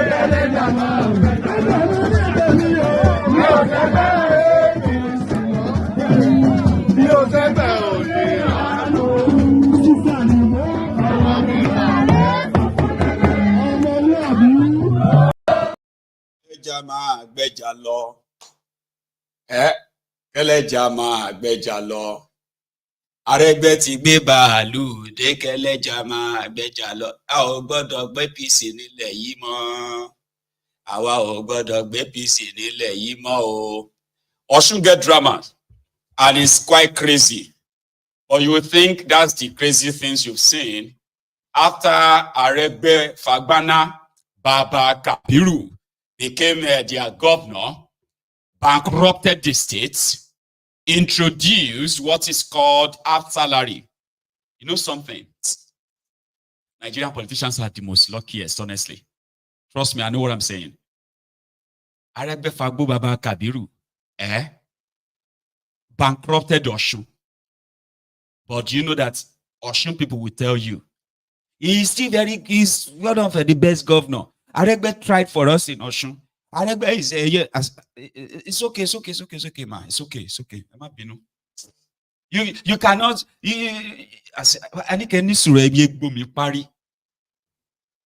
But Osun is very unique in Yoruba land. Have you listened to the Honey of Ife? Omo. I'm a Yoruba man, and I just believe that we have a very unique history as Yoruba people. But when you hear some of our Yoruba supposed elders, sometimes you want to see that the best of history is best kept in Yoruba palaces. But then you begin to hear them, because majority of them have had this Abrahamic attachment, inferiority complex.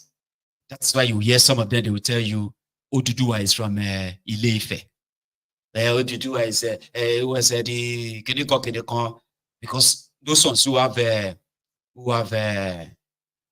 Islamic attachments, when they want to tell the history of Yoruba, they have a way of linking it to them in Saudi Arabia. When you see those ones who want to tell you, who have their own connection to them in Israeli, the Jews, they will link Yoruba to something in Israeli. In fact, I think this is the first time I'm hearing that of Israel. A total inferiority complex. Yorubas have been in existence before they wrote the Bible, before they wrote their Quran, before these two religions ever existed. Because at least we had, see, in your Bible and in your other books, they have ways of kind of telling you about Egypt, Sabi, which means the black people have been in existence. Moses was brought to Egypt, Sabi. Egypt is not an Arab country back then, no. But you know the story don't change now anyway. So you still have our people who are like having this Abrahamic, and when I say Abrahamic religion, it's got to do with Islam and then Christianity. Yorubas have been in existence before any of them. We have unique history. Until Ibati, Honey of Ife said, the Tower of Babel, the Ile-Ife. What is it again? Noah's Ark, the Ile-Ife, because Ife is the source. And I was so shocked, only for me to realize that it is not Honey of Ife. That is possibly talking kati. They were actually Yorubas, okay? Because they were told not to disrespect their leaders. Don't disrespect your leaders, even if they are like talking nonsense like this guy. All the mystery stories in the Bible are actually with us here. A lot of people won't believe it. Ark of Noah is in Ile-Ife. Ark of Noah, that the entire Western world, we've been looking for it. It's actually here.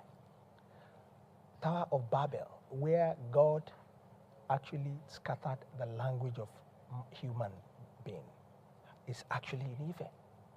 So many mysteries in Yoruba land. It's unbelievable.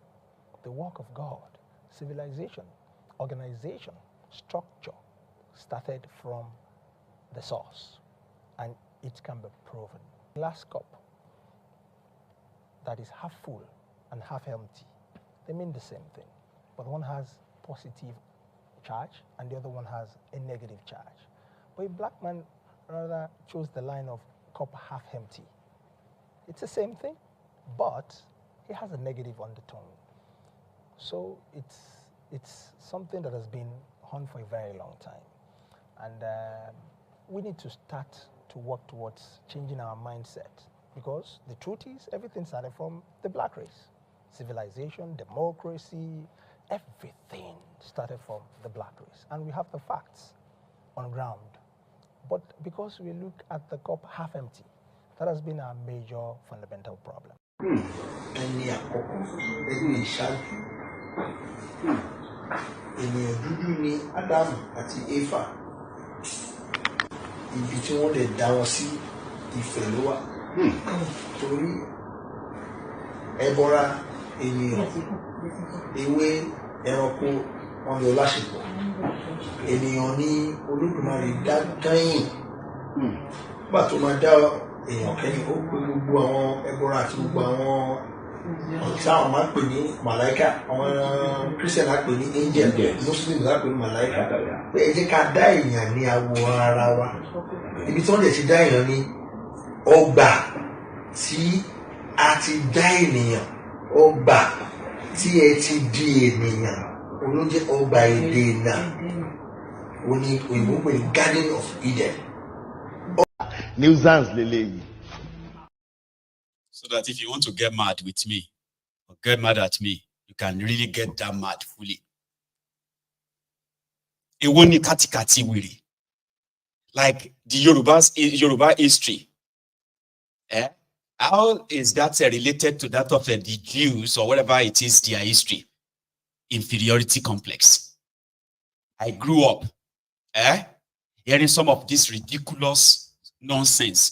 Depends on whatever the kind of kwale weed there be, berry, whoever is saying it. It is either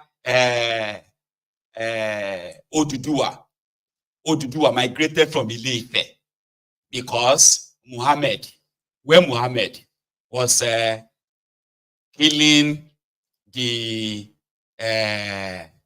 idol worshippers, Oduduwa just carried some of his idols, and he just disappeared.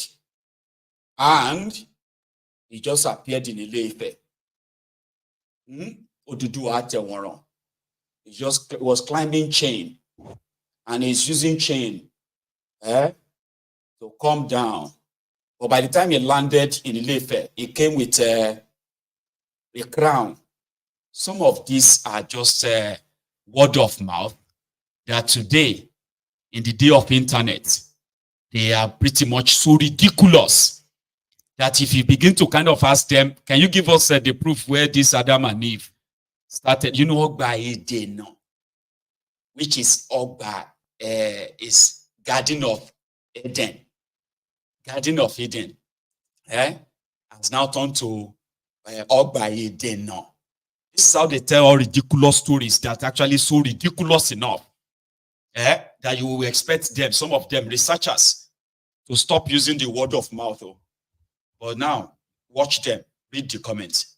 They will begin to get mad because they were told the same story too. And they were so dumb, right, to believe all that nonsense. Yeah. When you get to this part, this one will tell you his own story. Ridiculous stuff that doesn't really actually have anything. If you read their Bible, some of the things they said in their Bible, you will see some of them, right, in their Israel, where their Israel is today. You will see some of them there. Jerusalem this, that, Jordan this, the Red Sea that. If you see part of where they say Egypt, Pharaoh and Moses in Egypt, all those things, right? There are researches that have actually, to some extent, back all those things up. Or ask them, where is the Tower of Babel in Ile-Ife? they will say, no, Oyibo one way they even told me that Oyibo changed the story. That if it is Oyibos that told you now about the history of this, you will believe that. I said, who told you that I believe them? You think I am one of those who believe that human beings were building tower because they wanted to go and meet God. And then God was so angry, right, that he just demolished the tower. And that is how all of us started speaking different languages. You think I am actually that stupid? Sorry to those of you who are religious, because you could be like, say, they try to cast your religion. Don't take offense. But some of us don't believe those things. We call them nonsense. No, sorry, apologies again, okay? Because some of you may take it personal now. Say, no, listen, it's in the back. Don't whine me. Oh. There are some of us who don't believe all that nonsense, all that things that they put up there, okay? That a fish swallow somebody for days, because he disobeyed God. I be a donkey spoke in like human being. See, man, whine me. Do you understand? So that you believe that doesn't mean that all of us believe that nonsense, by the way. I'm sorry if you feel like I call it nonsense, because that's what I kind of see it as. And you should be grateful that I'm saying sorry to you, because I don't have intention of actually like coming for your religion, okay? But they are ridiculous stuffs. So for somebody to now have this inferiority complex in Yoruba land, Yorubas where our history are the relatable history of Yoruba people. How we used to be normal people, like every part of the world, gatherers. People kind of like gathering, animals and all of that to survive until they started kind of settling down and building their own little communities. These are histories that are verifiable. It will need inferiority complex or shigan. When you see some of them, they will say they be Larubawa. Those ones, so you will know those ones are like those who were captured, the slaves. They were captured by the Arabs. They returned them. They started calling them Shehu. If you see this one, na Shehu. If you see that one, na Shehu. So because it's Yoruba, mix them. Ajayi Crowder, a slave, captured, sold off as a slave. Then he got converted to Christianity. He became a Shena Bishop or Abinkon. Then he wrote the story of Yoruba land. He attached it to what? He attached it to something that has to do with Christianity. And then these lost people decided that all of us Yorubas, we have no history. So they began to attach. It depends on which of the pendulum you belong to, or which side of the eye you belong to. We can't continue to repeat all this nonsense to our children. Okay? I mean, it doesn't make any sense anymore. It's high time for some of these guys to stop embarrassing us with all these ridiculous nonsense stories. Just because of your religion, this or that. If tomorrow, if the person that becomes the Oni of Ife is a Muslim, then we will begin to talk about Oduduwa from Saudi Arabia. When Oduduwa came from Saudi Arabia, he came with, God damn it, man. He came with, some said Oduduwa came with a chicken and sand. Meanwhile, everywhere was water. So he now poured the sand on the water and he put the chicken on the stuff, and the chicken began to spread the sand. That is how Ile-Ife became the source. Everywhere was water before. The Koshidanu. Must you kind of try to relate to our story to your religion? In this day and time. Historiancy. It's ridiculous though, right? So I just thought I should vent on that. Same way I felt towards this. Don't ask me stupid questions, okay? I have told you, like every origin of man, okay? From the time man started putting history down, men have always been gatherers. Gatherers means, right? People. In fact, I know some of you have different history of how man came to be, and I don't really want to go into that, please. Okay? Some said it is... what do you call that one again? Some said that it was something like a blast. The majority of you are kind of so inferior that you would rather just take this ridiculous nonsense as as yours. So don't ask me that stupid question. What is your history then? My history is that I am an Ijebu man, okay? That his own ancestors finally settled in a place close to water.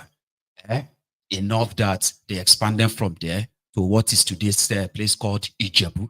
And similarly, other people who also existed from their own ancestor to ancestors and all of that to what we are today, right? So if you want to go back to where did it start from, it is not from a chicken and sand, okay? And it is not from when you were building the Tower of Babel, going to heaven, so that God was angry and he scattered you. Please, please.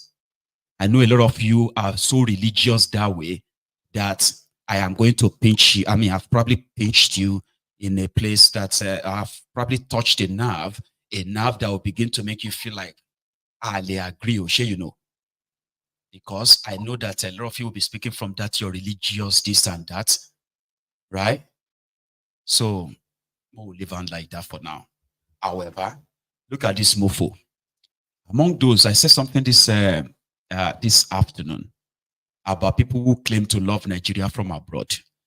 In fact, see, that person, what do you call it? The African Wahala. I know a lot of people love to be religious, this and that.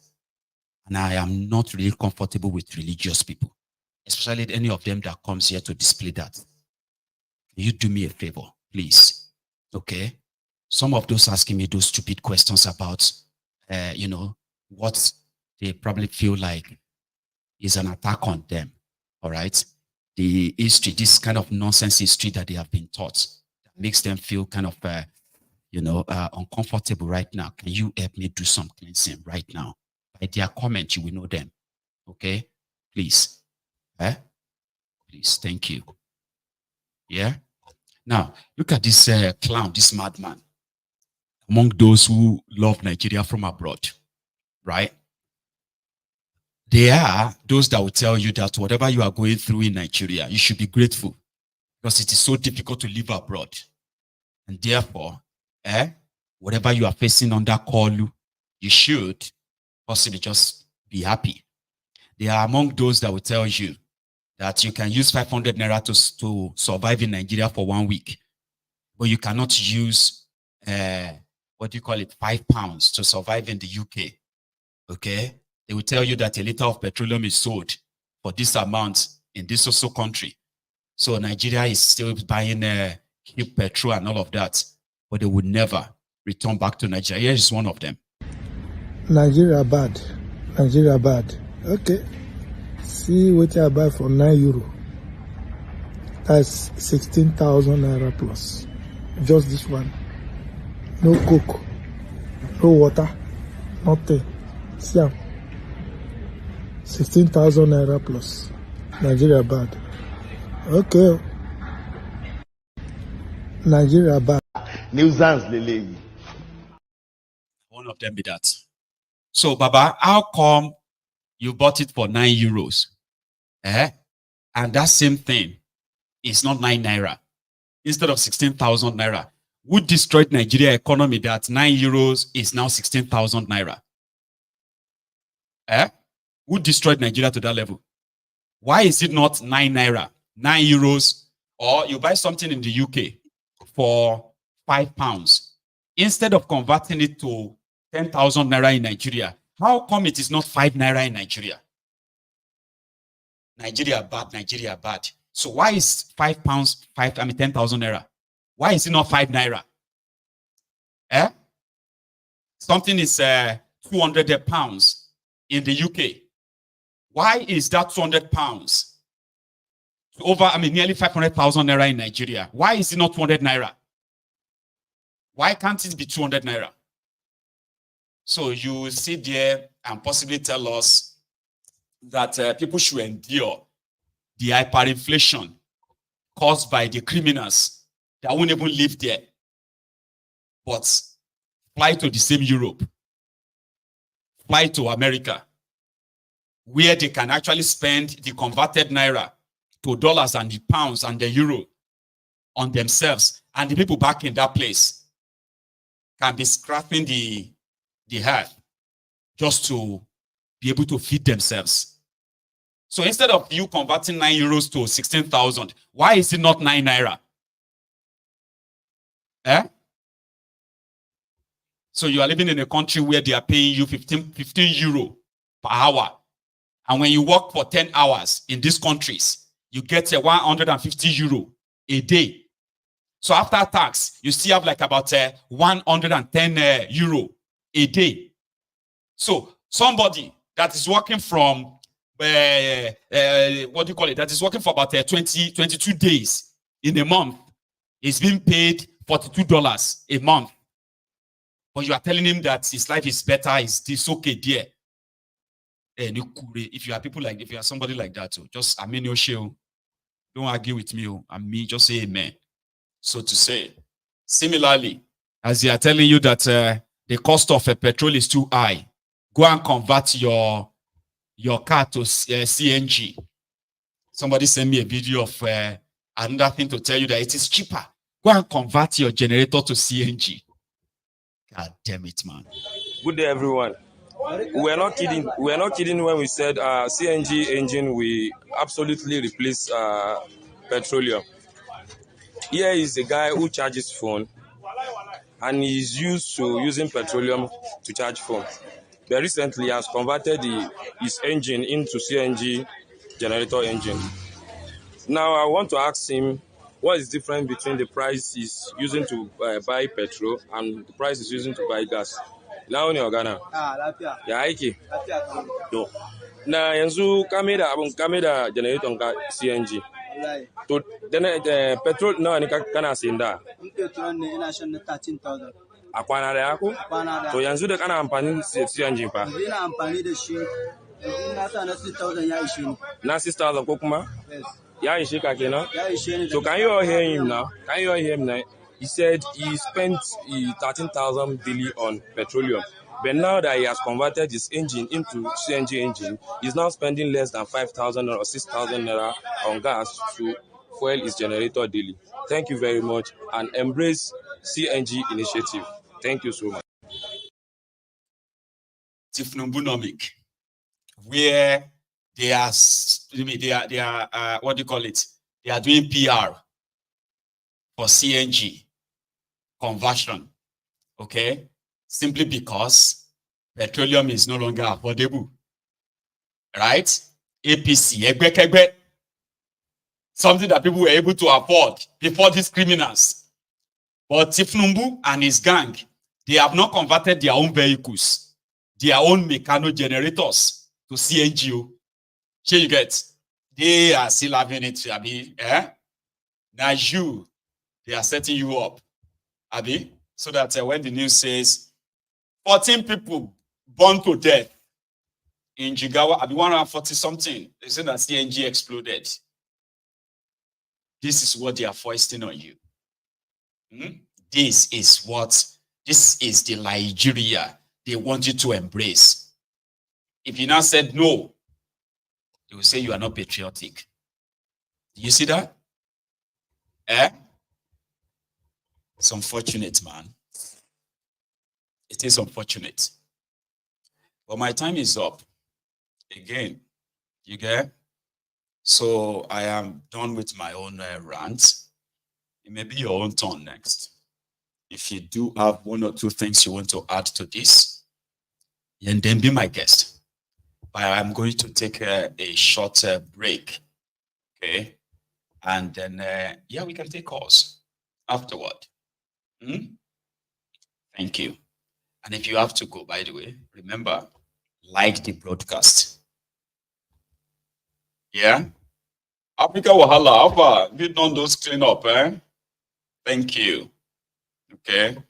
So, like I said, not be all of us are religious per se. And I don't like religious people.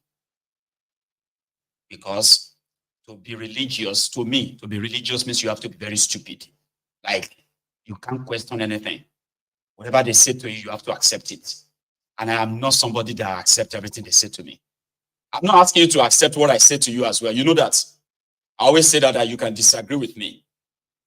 But there are some things that are so stupid enough that they will say, you know, the funniest one is when people tell me that you can't understand. You can't understand this thing. You know, if, especially if they say If the Holy Spirit does not say, hey, don't look for my trouble. Okay? Please, I do not want to really question what you believe. But don't ever in your life tell me that I can't understand something, because it is a thing of the spirit. You understand that now? I count that as a disrespect to my own personal intelligence, okay? If you tell me that I can't understand something because you have been raised never to question them, so you believed all of that nonsense, that is you. When you try to project it on me and say, no, you can't understand, let me tell you, just ask God for it. Last in case if you are seeing me for the first time, I am not somebody who says there is no God, because I was raised to believe that there is God. There is God, but nevertheless, I am also somebody who questions everything. Right? But that doesn't mean that you should doubt your own faith. I'm just saying, when I speak out like this, I do not need any religious person to advise me. I don't like religious people. It's as simple as that. I'll see you in a minute.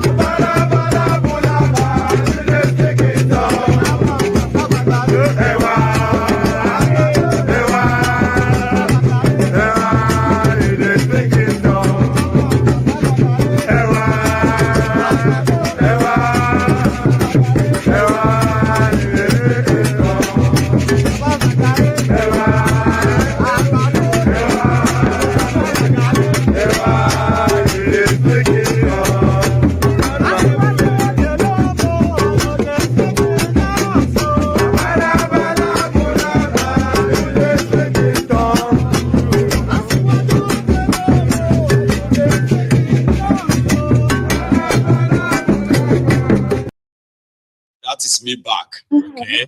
And I have my first caller on the line. Are you still there?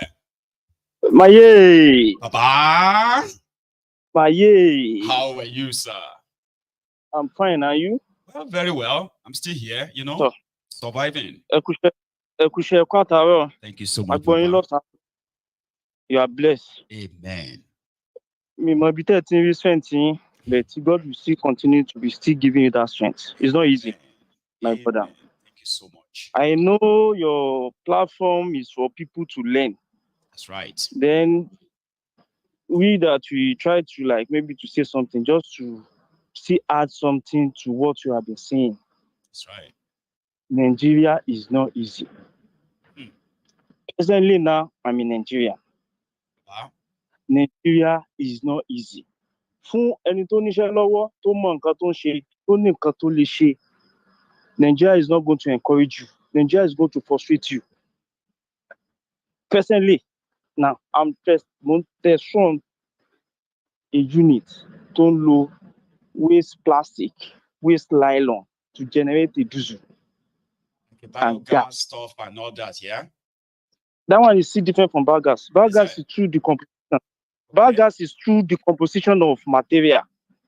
Right. This one is true. So all the thing they call the waste to gas, or waste to what do you call it?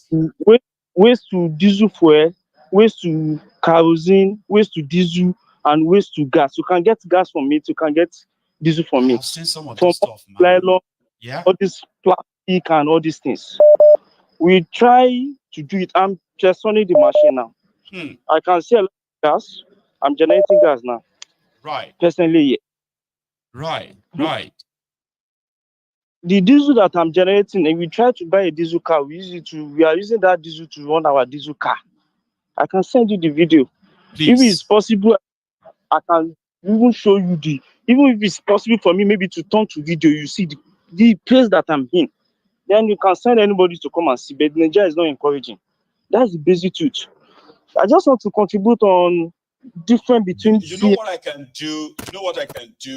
I can actually really feature you while you are doing all of that, okay? I know we may have a network problems and other stuff, right? I will schedule a time, send you a link, and show you so people who can actually really come in and then maybe possibly like invest in something like that. Something like that should be promoted, encouraged. You get what I mean? I will appreciate that.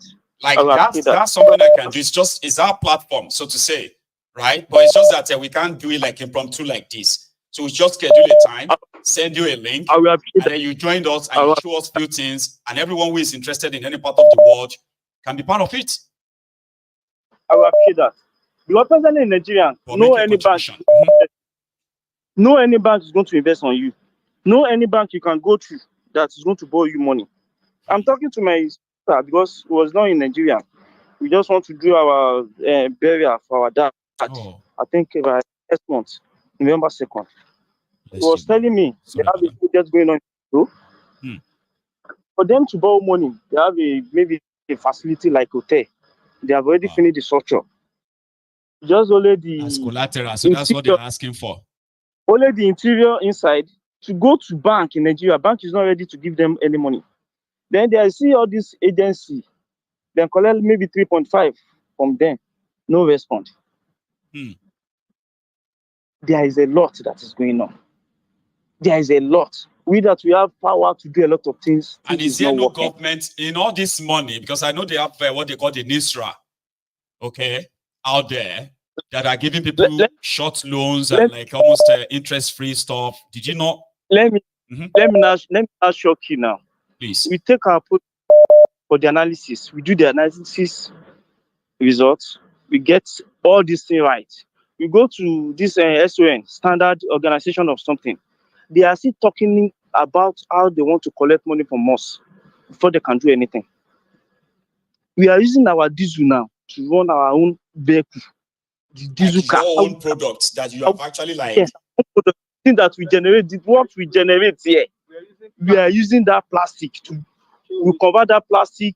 No, I'm gonna send the link here. If you can join me on video call, you can able to see.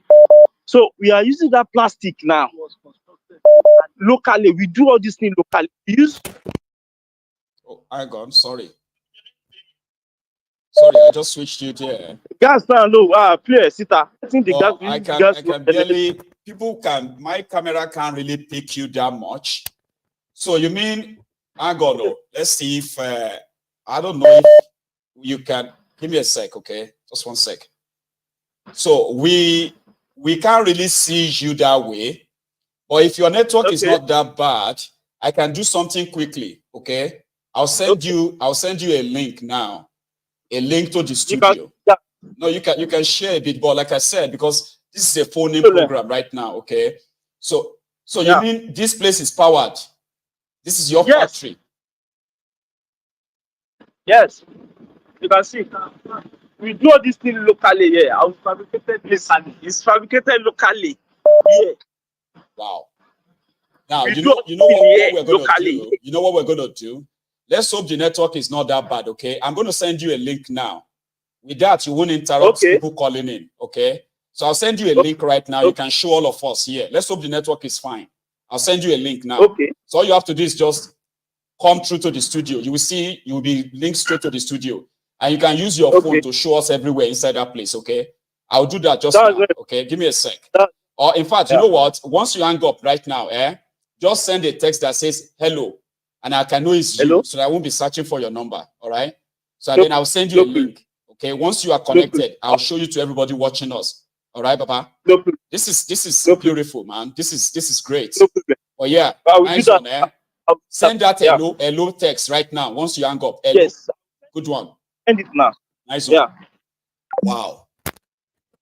Man, that's incredible, man.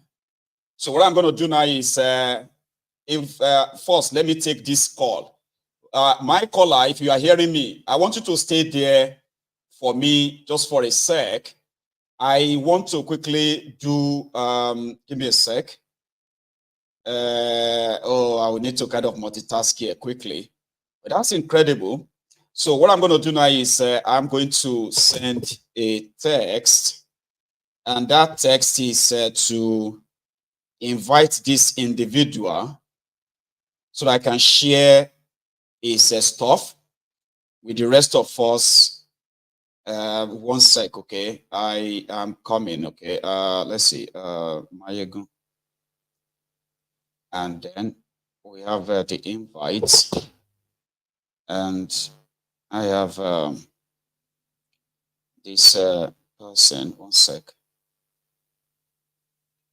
Well, that's incredible. So it's practically telling us there now that they are, this is what we mean by the waste of the talent. Nigeria is meant to kill people's talent, people's ideas, and all of that. Okay, they've locally fabricated. That's what they have in that studio. I mean, in that place, right? The whole engine, the whole place, fabricated locally to the point that they have successfully, right, turned waste to diesel, and the product is currently being used to fuel their own cars, fuel the the generators in that place, but they can't get help in Nigeria. So I'll wait for them to join us. I think I have a caller. Do I still have that caller there? Hello. Yes, I do. Hello, Mr. Mike. Baba. I'm so sorry that I have to kind of multitask there quickly, okay? We'll wait No, for that's this fine. my person, and I hope he's able to connect. So, yeah, Baba, you have the floor, please. Yes, yes, I'm always happy to connect to your platform. Thank you for all you do. Although I didn't join the program early today, but I watched, I think a few days ago when you mentioned, you brought up some stats regarding the number of uneducated children. You see, that's a very, very important thing. Yes, yesterday, yeah. 20 million children out of school, but we are the country that prays the most. We claim to love God. How can we love God if we hate humanity? Our children are not going to school. We are killing their future. They are roaming in the streets. They are hungry. We call them future leaders. It takes one generation to make the ultimate sacrifice. And when we make that ultimate sacrifice, we are going to be free. We can't be free when we hold on to foreign ideologies. For instance, religion is the reason why Africa is not free. I can beat my chest to tell anybody, and I don't care how. I agree with you. You know, we are the most prayerful place, but guess what? We are almost the most backward as well, and we still blame this invisible God, invisible spirit behind our problems. They won't agree. It's the problem. This is why everybody should read about China, study China. What China did was they converted key subjects, math, physics, chemistry, biology, changed them to their local language. China, they were also colonized, but they didn't embrace the religion that they brought, because the religious people will try to enforce their religion on you. If they conquer any tribe or any set of people, the next thing is to give them their own religion, and your own religion is now forbidden and is banned. Well, we don't ask ourselves a question. Our ancestors back then, when they had issues, let's say snake bites, or they were sick, somehow they knew the leaves that could heal them, and it was working. Yes. This knowledge is there. We don't even have it any longer, because we are the only group of people that wants to be like another person, rather than we being ourselves. And this is why we are lost. And people still don't understand the impact of what that did to us or did on us. They won't agree. We are still turning now, closing our eyes, praying to this and that, while we are losing. You see, Baba? The damage. If you tell them, the promise of religion is you have a place where you spend eternity when you die. So it's trying to tell you this earth you find yourself is not important. It's not worth fighting for. It's not worth protecting. It's useless. There is a place that nobody has gone to, nobody has seen, nobody has gone to hell and come back. Nobody has gone to heaven and also come back. But today we treat this planet like it's bullshit. We are the country that have the highest number of resources. But look at how poor the people are living. And to us, that makes sense, or that was the plan of the Creator, which is not. This world is not our place. Heaven is the goal. It's like, okay, goodbye. You know? We can never be free if we don't free ourselves, both physically and mentally. The mental one is the hardest. Mental freedom is what we need. So that this brain that God gives us, we can use it and start thinking. We are not thinking as a people. That's why we can't solve any problem in Nigeria. There are few people trying to solve the problems in that country. They frustrate them, and they treat them like these brilliant guys, man. I've been reading, I've been seeing things about waste to fuel this, waste to that. And Nigeria is filled with so much waste. So if people can have access to raw materials that can indeed increase, they will create jobs, they will create wealth. I'm talking about genuine wealth. Yet they are not getting help. Like before I go, there was a video that was trending where I think a pastor received a gift, and you saw how people's parents were just jogging around the gift. Here in the UK, if you like, be the richest person on earth. If you can't see a poor man and stamp on his rights, that poor man that you see on the road still has his own rights intact. The law still applies to the poor man. Look at us. The pastors are so rich. One private jet can build schools in the entire Nigeria. One private school. Yeah, they will tell you that it's your pastor, the government, and all of that. It's you know. Israel is 10 million. 10 million, we have 20 million children. Israel is using Iron Dome to defend themselves. We are using blood of Jesus and chosen sticker. If chosen, if their testimonies were written in the same holy books, we would have still believed it. Especially if a white man tells us this was what happened, we would believe it without questioning. Thank you, my ego. God bless you, Baba. I appreciate that. Okay. Now I have these guys on. You, Baba? Can you hear me? I know you can see me. I can see you. I want to try maybe to turn the camera to the other side so that everybody can be able to see. Yeah. So that is what I'm trying to do.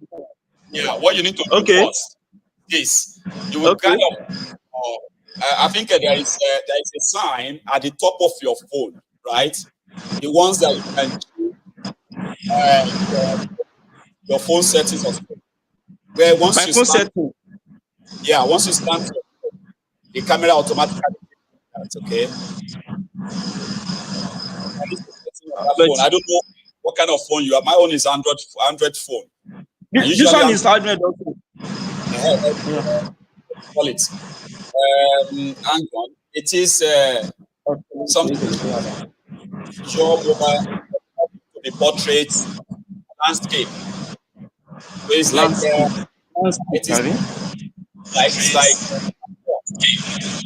okay. My camera. Okay. Look at that look like a padlock. If you have like padlock.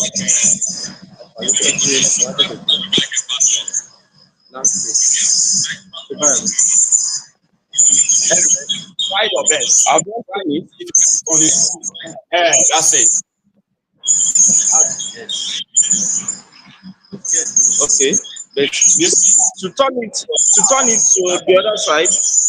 Back camera. I'm talking about the back camera now. You mean the back camera? Now there's another setting. Okay. Where you tap the camera. Okay. You see where the screen. No. You don't. Oh, okay. We'll kind of try. Okay, let me see how that is done on mobile. So the back camera, so that's just to show you around. I know. There is a change of camera setting, I think. But you know what? If it's not showing up properly, Baba, if it's not, just hold your phone there. See my hand. Okay. I can do like this. Just go around like that. Okay. Have to really be inside. We'll figure it out some other time. Show us. Can you see it now? All of us can see you. Can you see this? Yes, everybody can see you. Everybody. This is panel. So we are using that one to generate heat, to heat up our reactor. This is a reactor. Have you seen it? Yeah. Let me try to clamp this one so that you can be able to understand it. What you can do. See, let me show you something again. What you can do, Yeah. Give the phone.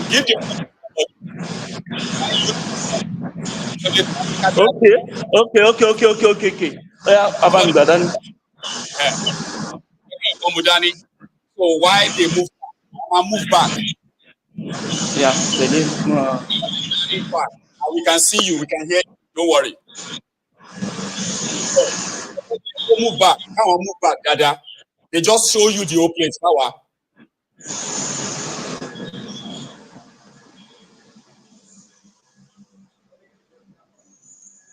Have you seen the reactor?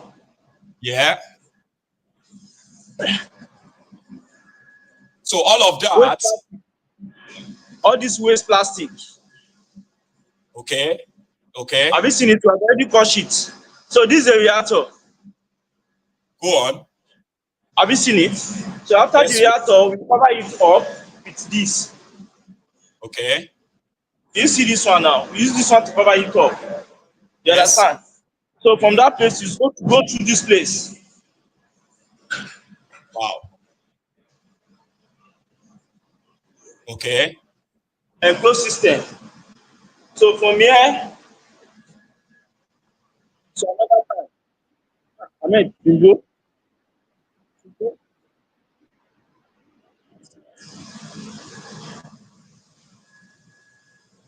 Can you see it? We can see you, Baba. Yeah. So from that place, you are going to heat it up from this place. You see something like this? Yep. Have you seen it? Yeah. Yep. So we heat it up here. So it's just similar to this. What is going on here? Just similar to what is going on here. Have you seen it? Yes, we can. So from that place, the gas is going to come through this place. So here now we are collecting our oil inside this place now. Where we collect our diesel fuel. This is where we collect our diesel fuel. Have you seen it? Yes, we can see it. So these are diesel fuel. So the gas is coming to pass through this place. So you can see this part of the product. Okay. Are you seeing? So from that place, we are going to collect our gas here. Right. So we have one storage here. This is the gas now already. Okay. This one is already filled up. That's why we are using another smallest one. Is it like a cooking gas, roofing gas, or what kind of gas? This is a storage bag. We call it storage bag. Okay. Where we store our gas. So from here now, this is the place we can store our diesel. This is the place we normally store our diesel here. Right. Have you seen it? After that process. We have the filtration system. This is the filtration system. We filter the diesel first. Have you seen it? Right. We filter it. After filter, then we come to the storage here. Final storage tank here. Wow. Yeah. So the gas now, we can use the gas to run the generator. Bring that generator. Okay. The gas now, we can use the gas to run the generator. Let's use it here. Okay.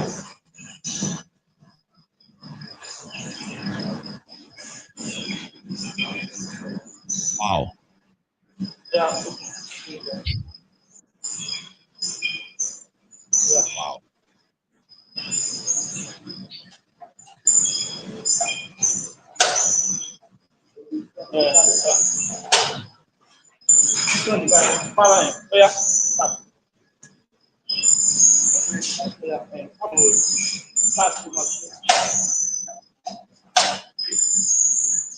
What?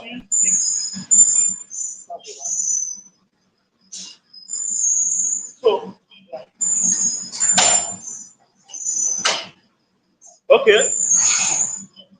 Must start, you know, must share. So beside that one now, what I want to try to say before, you can see, this is the gas storage now. We have, okay, the generator have already started.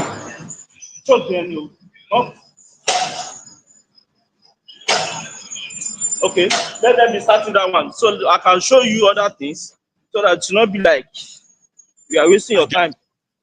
I get Yeah, you. you can see this one now. This is a cylinder for vehicle. The one that you can put at the back of your vehicle. So we can use the gas as CNG. Because personally in Nigeria, the truth about it, we don't have the infrastructure for them to have that, for them to be generating the gas. The place that they normally generate the gas, they normally have a low pressure of gas, like Limco along Lagos Ibadan, adjacent to Mountain of Fire. That is the place, they have a filling station there, which they are using CNG gas there. So we can convert the gas, we can convert the gas to this. We have something we call a cascade. This is what we call a cascade. It's different from, have you seen it? I can see it. Yeah. So this is what we call a cascade. So from this cascade now, we just need a cylinder. We need a booster to boost that thing to inside this one now, the cascade. After the cascade, we call it a dispenser. So from the dispenser, we put this one at the back of our vehicle, because before we are using a Sienna, we want to put this one at the back of our vehicle to be using this one. Your car now, yeah? Yes, as our car now. Then we put this one at the back of the car. So any gas that we take is different from this LPG. LPG is around 14 bar. It's 12 to 14 bar. This one is going around 200 bar. Wow. So the cylinder is very thick. You have a very weight. It's not something that it's around 70 kg, the cylinder. So if you put that cylinder on your vehicles, I think your vehicle is going to go down first. Yeah. You understand? So Nigerian method now, we are talking about the Nigerian method now. Normally, Nigeria is supposed to have, like, maybe they have a place that they're generating the gas, which we don't have all this refinery that can give us enough gas again. So that means there's no infrastructure. That means they have a lot of people now. They have a lot of people that they have a station, which okay, let me show you the car that we are using the diesel to power. Okay. Like you said, the SON, Standard Organization of Nigeria, you have shown them some of this stuff, eh? I swear before God and man, they are just, this is the diesel car. This is the diesel car. They are just expecting us to pay another money. And what is that money for? For the approval or what? For the approval. They are not encouraging. That's the basic truth. This is the diesel car. We put the diesel inside this one. Right. Have you seen the car? Maybe in the daylight, I can still show you the car, the way it look like. It's a diesel car. We just bought it.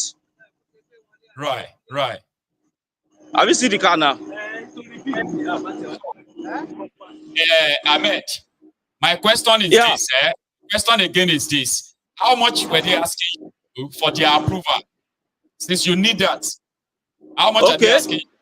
The first thing that they are asking, they said we need approval before we can build a plant, which means they have to give all the standard of what we wanted to build. Then I tried to ask them a question. If you are asking us to pay for a structure, have you been doing something like that before? Have you been giving some people permits before they can be doing something like that before? Because we try to see the CNG. Normally, before we training, we train people. Janeta is Shema. Okay. So have you seen it now? Normally, the cylinder, before we venture to this, we are into biogas. We can generate gas through decomposition, cattle dung, and other things. That's why we buy all this cylinder that time. That maybe we can able to go into venture to a CNG gas. That since we can generate enough gas on our own, so we can be using it. Maybe if we want to sell it for people and all these things, but our capacity, we don't have enough money to go with the project. That's why we just like, okay, let's go to this. What we're going to do, Ahmed, we are going to have a special program. It's going to be during the day. So you have kind of, assist you on how to switch your camera to the back camera. A lot of people don't. The reason why you can't switch back is that this app, this software that you join me on this broadcast is not like switching the front and back camera on your phone. There's a setting you have to follow. Okay. So we will walk through that, and I'm going to actually really feature you, right? Okay. So that during the day, when it is bright enough, we'll feature you. We'll get to see everything enough, and maybe at that point we can actually solicit for investors. I'm talking about people who can, because this is not illegal. Do you understand that now? All over the place. What you need is real investor, people that can come in, balance up what you need to become, to go into the market and mass produce. Get your approval. We know Nigeria is all about dropping palms and all of that. You've done so well. You have done greatly for yourself. I have to admit, I am impressed. But listen, Baba, we will use the platform for further support and protection for your investors, right? I am for you, Baba, and I'm happy that you're sharing this with us. Okay, so don't worry. We will talk at this point and do something. Yeah, so, you can see it's working now. There is no fuel inside you. So, and it is working? Cannot see,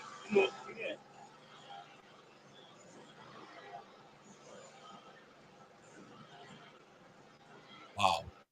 You can see. So, your generator is working like this now. There's no fuel inside. Can you see it? Is the generator right now? Because I can't hear anything.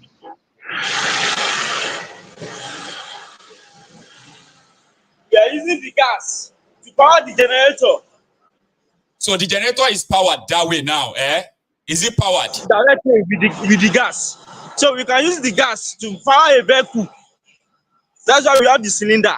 Just only to get the compressor, the booster that is going to take that. We are going to put it into a booster. We call it booster to boost it up. Hang on, Ahmed. To that cascade. So, where you are located, just for my viewers to know, where are you located? Hello, can you hear me? Much details. Where are you located? Like where are you located? Ilori, presently now. This thing is happening in Ilori. Let's keep everything else under wrap, okay, Baba? This is great. This is fantastic, okay? I am going to reach out. I promise. I'll reach out, okay? And we will do something. I promise. No problem. Keep it up, No problem. Yeah, my regards to everybody in the house. Yeah. God bless you. We can feel you. This is wonderful, man. You're welcome. It is really. I know there are so much talent in that place that have been buried, and that's one thing. That's one of the reasons why I so much passionately hate these criminals in charge of that contraption. There are ways where real wealth can be created. That guy is a multimillionaire in dollars, in pound sterling, with what he just kind of did there. I have read about waste to diesel, petrol, gas. I have never seen it with my two eyes. They locally fabricated all of that stuff you see in that place, man. And they are doing well, but the system continued to to undermine them, to limit them. That is what Nigeria is. I am going to feature him specially. And all of us on this platform will probably get to see more than what we just said. It's pretty much like this one is impromptu. I have a caller. Hello there. Hello, Michael. Hello, sir. How are you? Fine, thank you. Michael. Baba? I just got some information about what is going on in Nigeria. Please share. You know that last protest that these northerners protested? Yeah, in August. They are saying, this is from Alausa in Lagos, so they are saying that even the people in Alausa, even though they come online, they support the government, they are grumbling. They cannot eat. Transportation is taking all their money. Any extra money that they borrow is going to food now. The people are starving. This is from somebody that goes to Alausa regularly. The people are starving. They cannot eat. Now, when you ask, but people are coming online now, they are saying the government is working. These people are being paid. Yeah. They are being paid to stay active. They are being paid to stay online. They are being paid to comment. They are being paid to go on blogs. What they call them now? They call them data boys. You know? I said that. Towards the end of the month, they will pay them. They will bombard everywhere. And then after that, they will disappear again. It's unfortunate, man.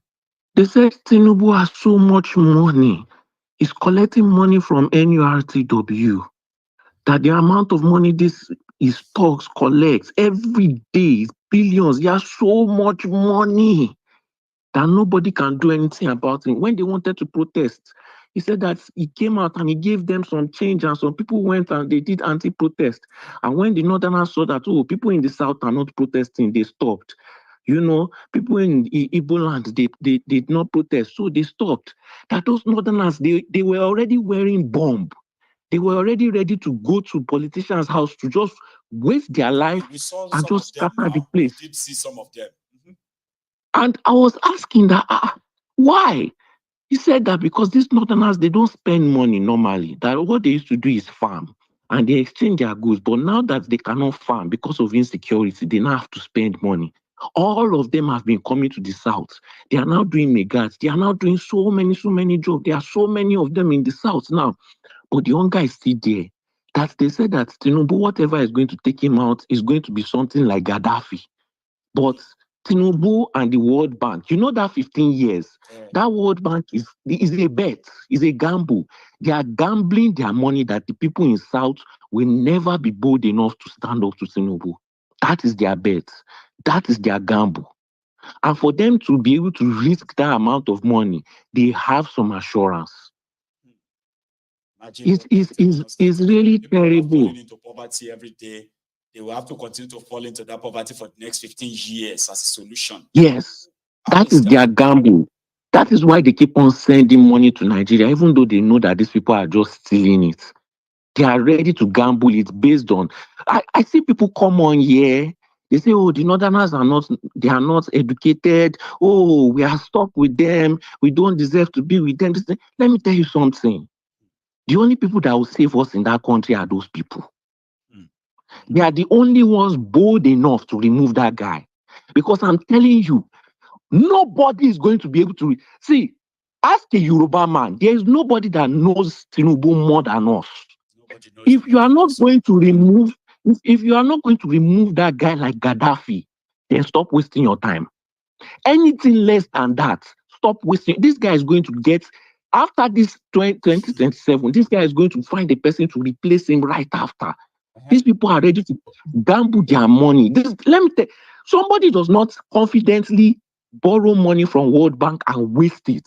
World Bank does not know that somebody is collecting their money and wasting it. They are gambling on our cowardness. What are Nigerians in the South doing? They are doing Yahoo.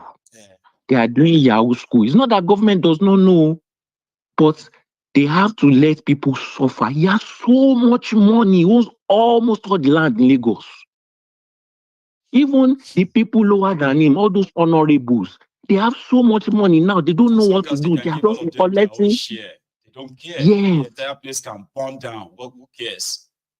when they wanted to do protest, and that one was when fuel was still around 500, 600. They gave some people maybe few million within 2 weeks after they stopped people from protesting. Because you notice that in the South, people were not protesting. It's not by choice. If you come out to protest, just that like they did in sit at home in the Southeast, these people have been paid. They carried knife. All the area boys, they've given them drugs. They've given them a few millions. Anybody they see outside, they even if you are going to the market to just go and buy food, they'll say, is a lie, you want to protest? So people are not only starving because they cannot afford food. We'll see how long that is going to actually last, because the level at which things are going right now, even that money they are giving them is becoming worthless. So let's see how far. My is going to last, it's going to last, because when you know how we in the South, we are not bold. For World Bank to be betting on us that we will never be bold. Look at some people, even the people outside Nigeria, especially our they are not even getting paid, but they are supporting the government. For free now. They want the old shake to continue. Yes. So what I'm saying, how long is it? I think people in secretariat, secretariat, they are starving. Let's see how far this is going to last. And this is 2024. We've not reached 2027. I know. It will last, though. We need this I northerners. mean, it's not like we don't know that Nigerians have this threshold for pain. Or anyway, we shall see. That's the most I can say. Let me take another one, Baba. Thank you for sharing that, though. A good one. Thank you. Thank you, sir. So here, hang on. I just missed that. Sorry if I kind of missed your call. Now, to everyone still watching, we only have just about 15 minutes to go. Now, what you need to do, if you haven't done that already, is remember, like the broadcast and share it. Okay, it's quite an interesting evening, I would say. One sec. I want to kind of have a short break. I'll be back in a minute, not long. ìgbà kan máa dé àsìkò kọ́ṣì ń bọ̀ wá ìgbà kan máa dé àsìkò kọ́ṣì ń bọ̀ wá tólórò máa sáré ọlọ́pàá máa sáré ayé máa sáré ẹyẹ tí ò dúró rere máa sáré àlórà máa sáré hs tí kò mọ kankan máa sáré everybody máa sáré gbogbo wa pátá máa sáré ìgbà yẹn ti dé àsìkò yẹn náà làwà. Ìgbà yẹn ti dé àsìkò yẹn náà làwà everybody máa sáré ọlọ́pàá máa sáré àwọn tó ń ṣòro gan máa sáré olúmọlẹ̀ máa sáré àpènà máa sáré olúwo ìlú gan máa sáré everybody pátápátá máa sáré gbogbo wa máa sáré àwọn ọmọ fantasy base máa sáré àwọn ọmọ tomorrow base máa sáré akíndóyin base máa sáré ayépéjọsọ base máa sáré everybody pátá máa sáré. Sorry. And what that simply means is that it's going to get, it's like a bubble. It will eventually burst. You see the way they are going. I have said that many times that the breakup of the establishment and the contraption itself is not going to be because you don't want Nigeria to break up or I want Nigeria to break up. This is not going to be what will kind of break the entire contraption. Excuse me. It is going to be solely on the overconfidence, the criminality, the corruption, and then possibly the inefficiency of these rogues that will eventually implode that place. And it's already building up. It is. Some believe that the threshold of Nigerians is so tough that they can hold any pain for as long as they want. But I'll tell you, there are some pains that people have never felt before, and it is still coming.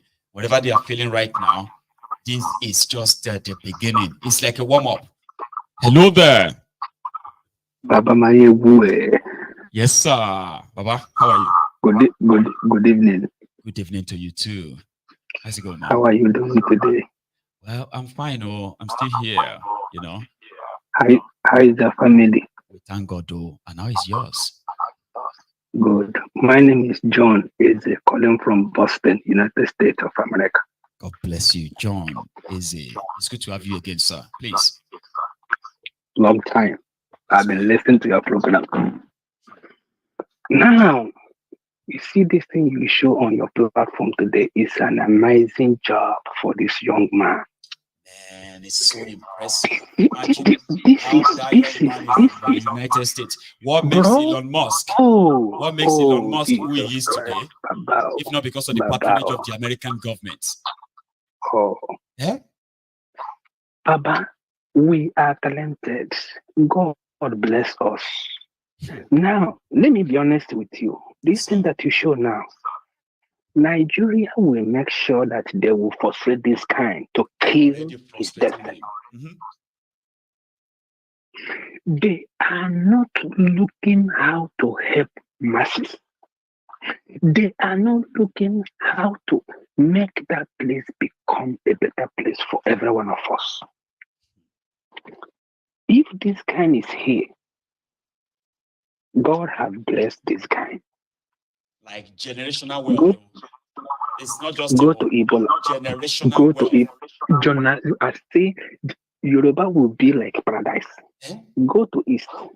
Go to East. See how people are using waste products to produce something. They will kill that destiny. In the Eastern Nigeria, they refine it, and they fabricated the entire machine themselves. Not even imported anything. No, they fabricated, they constructed everything themselves. But yet, Baba, government would rather destroy them. Baba, I am crying. As I sit down here, the boss, honestly. the boss my ass every day. It thinks me are happy. I did hear the boss my ass every blessed day to make sure there is food on the table for me and for other people. Me no get life. Every day walk. They walk. Then look at what God has given to us.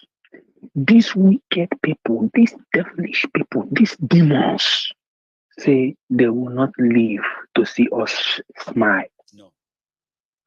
Break it. Let everybody go. Problem. Do the needful. Problem. Where are we starting? That is why I tell you, say, any place where I go, people ask me where I'm from. I say, I'm Iboma. That name they shame me to call. Anybody will stand up, make me talk bad against this administration. They go hold them jail. Go to Kuje prison yard. Go to every different prison yard. See many people where they lavish inside prison. We get destiny. Because they talk, say, this thing we they do is no good. It become a problem. Nande Carlo, they detain him because he was saying the truth. Now you see all those truths that this man was saying. You see how he don't come out openly. This guy now, if our government is good to empower us. This guy now, you know how many people where this guy go train?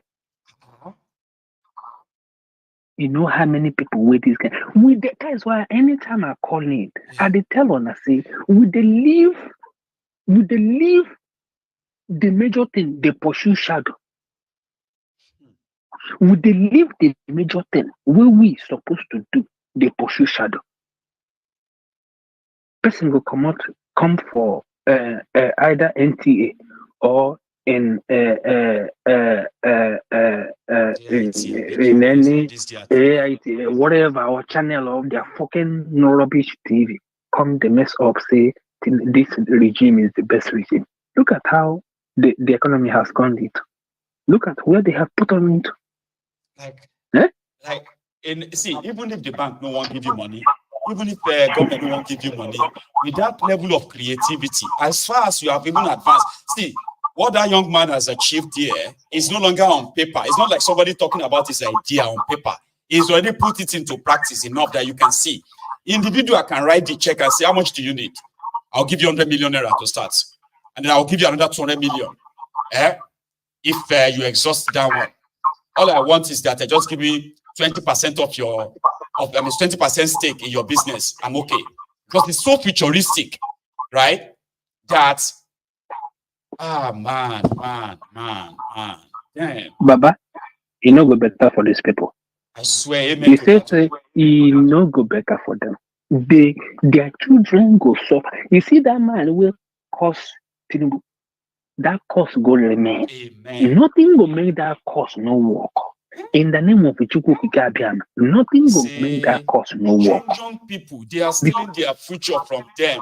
What do they want him to end up as? Once they kind of make sure that they frustrate him, to be what? To become a political jobber.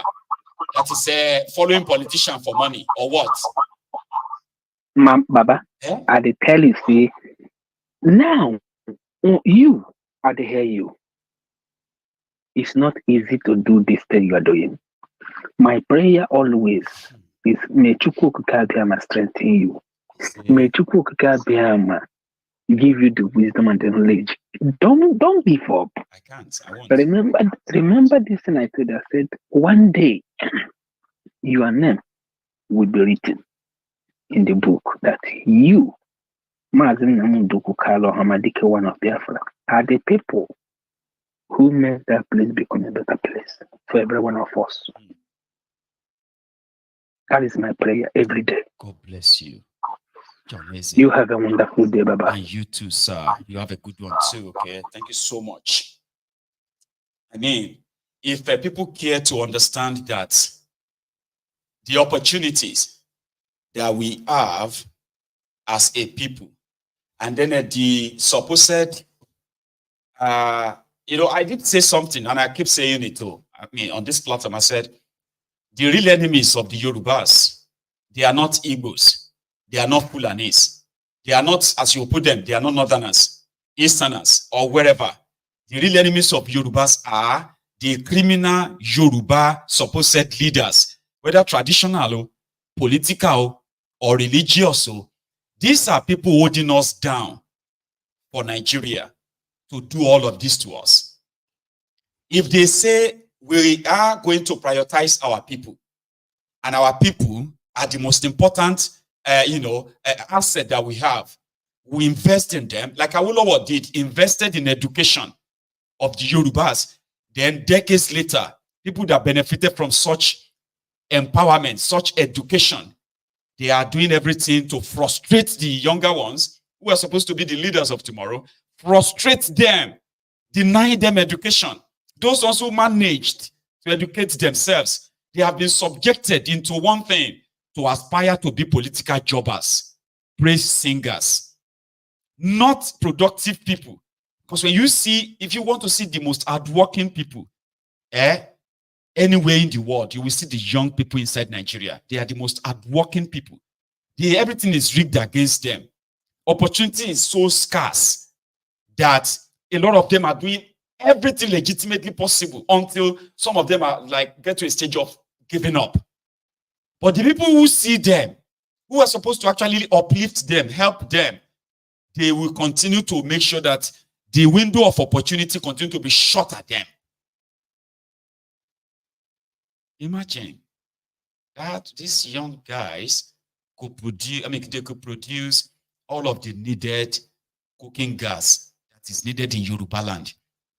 The money they are using to buy SUV, the money they are using to buy properties abroad, could be invested in them, expand them, train a lot of them, and locally, converting waste to gas, to this. I may not be a supporter of a CNG, this and that. If a car is built on diesel, let it run on diesel. If an engine is built on gas, petrol, let it run on petroleum. And then if you have to, if anything, if engine is built on gas, then let it run on gas. I do not really fancy conversion. So even if you take out this their CNG that is now being PR everywhere, do you know how much the price of local gas, cooking gas, can be crashed in Yoruba land? Make life easier. Do you know how much the price of petroleum, price of diesel can be crashed in Yoruba land? Create jobs, improve the economy, protect lives and properties. Do you know what that can have, the impact that can have on an average Yorubas in Yoruba land? But they are not going to do that. No, they won't. They prefer our people to remain sort of stagnant right? No progress, no real thing, because the poorer they are, the more powerful, the kind of power they have over them. Do you know how frustrating this can really be?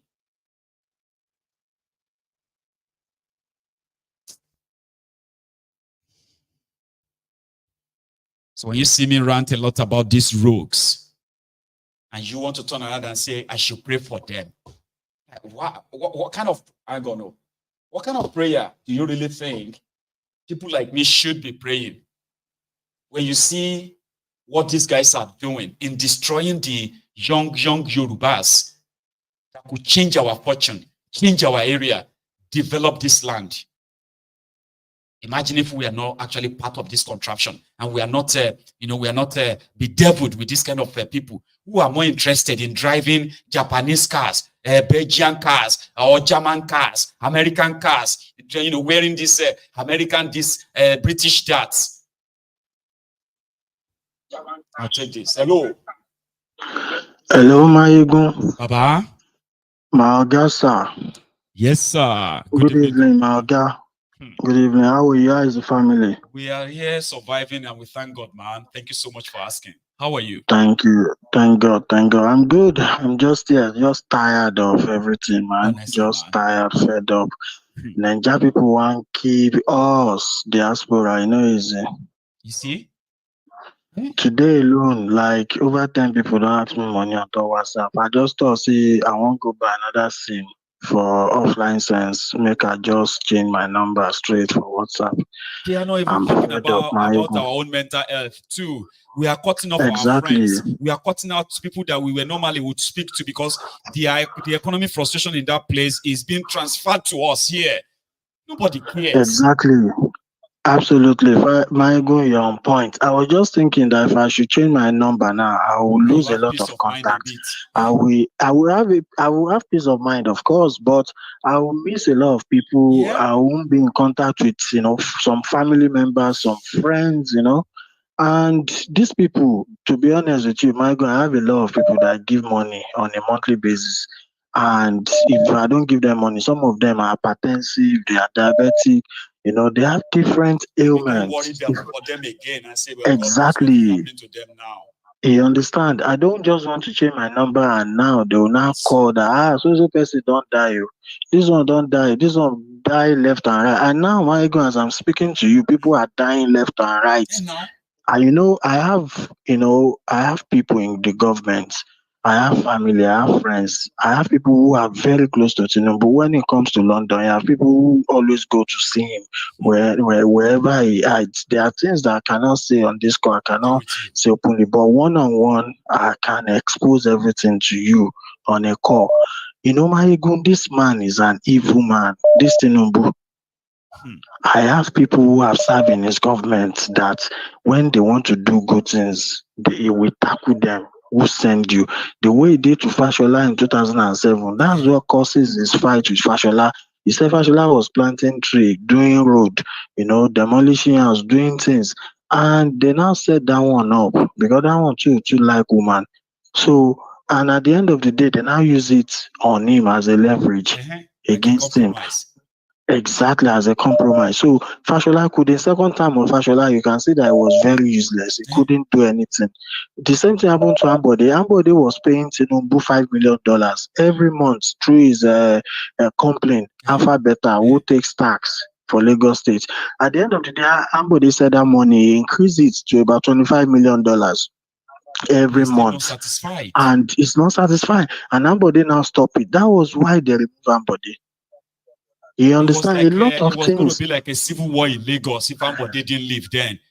Exactly. And people were deceived. They forced him to give a press conference on that bridge in Lagos. Exactly. Talking about this then. So everything he said about Sanwo-Olu is true 100%. Sanwo-Olu is a drug addict in America now. He has been to jail, been to different, mental hospital, mental this thing, that, in America. There are people who knows these people one-on-one. They are human beings. They are not spirit now. No, they are not. They are not alien.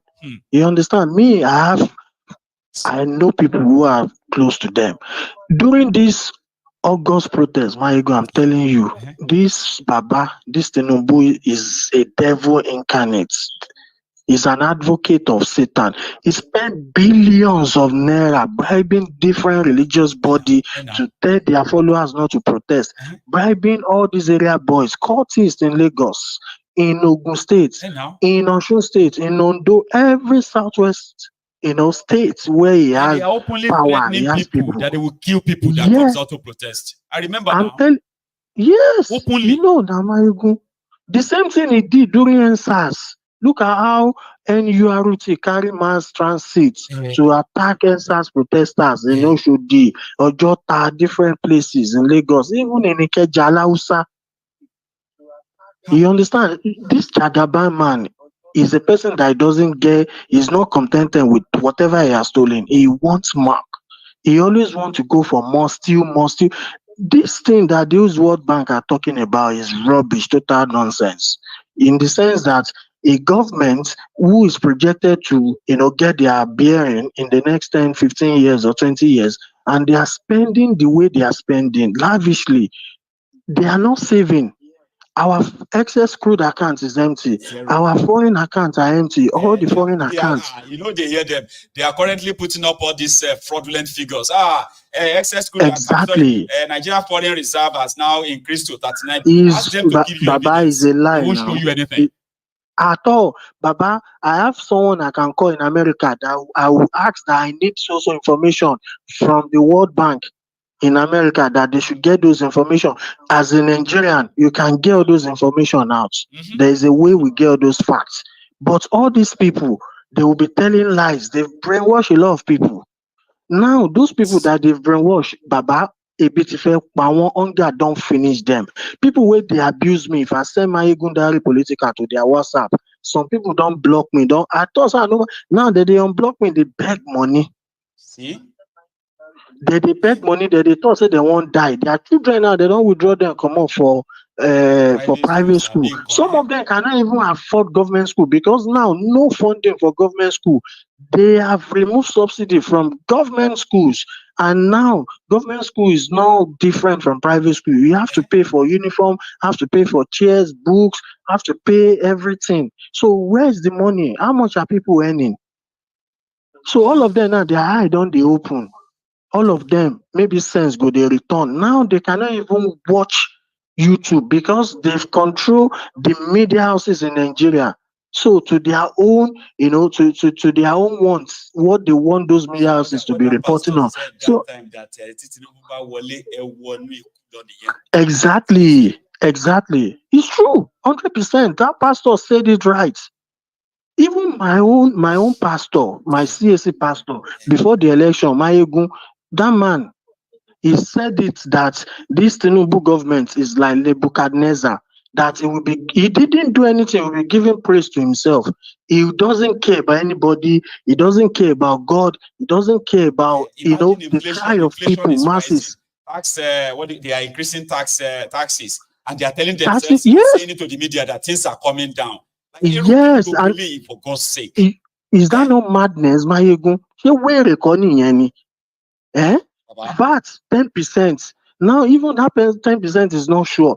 They say VAT will get to 20% in the long run. And now they are promising 10% before the end of the year. Before the end of the year, they are going to increase it again before the middle of next year. Exactly. People die. Mayegun, as I'm speaking to you, I have people who are working in Alausa. A lot of them working for government. They are murmuring, just like what the last caller said. They are complaining bitterly. People who cannot look at my face before because I was criticizing Tinubu, now they've agreed, they are begging. Now I not told them that go and watch Mayegun, even though you don't have data, go anywhere, connect to Wi-Fi, go and watch it. Even if it is what I want to start doing now is all those your short video, 25 minutes, 30, I want to keep downloading them. So I will send it to them. They can just download it on WhatsApp and just watch it on a go. You understand? They will not stream it so they can watch it later. That's what I want to be doing now.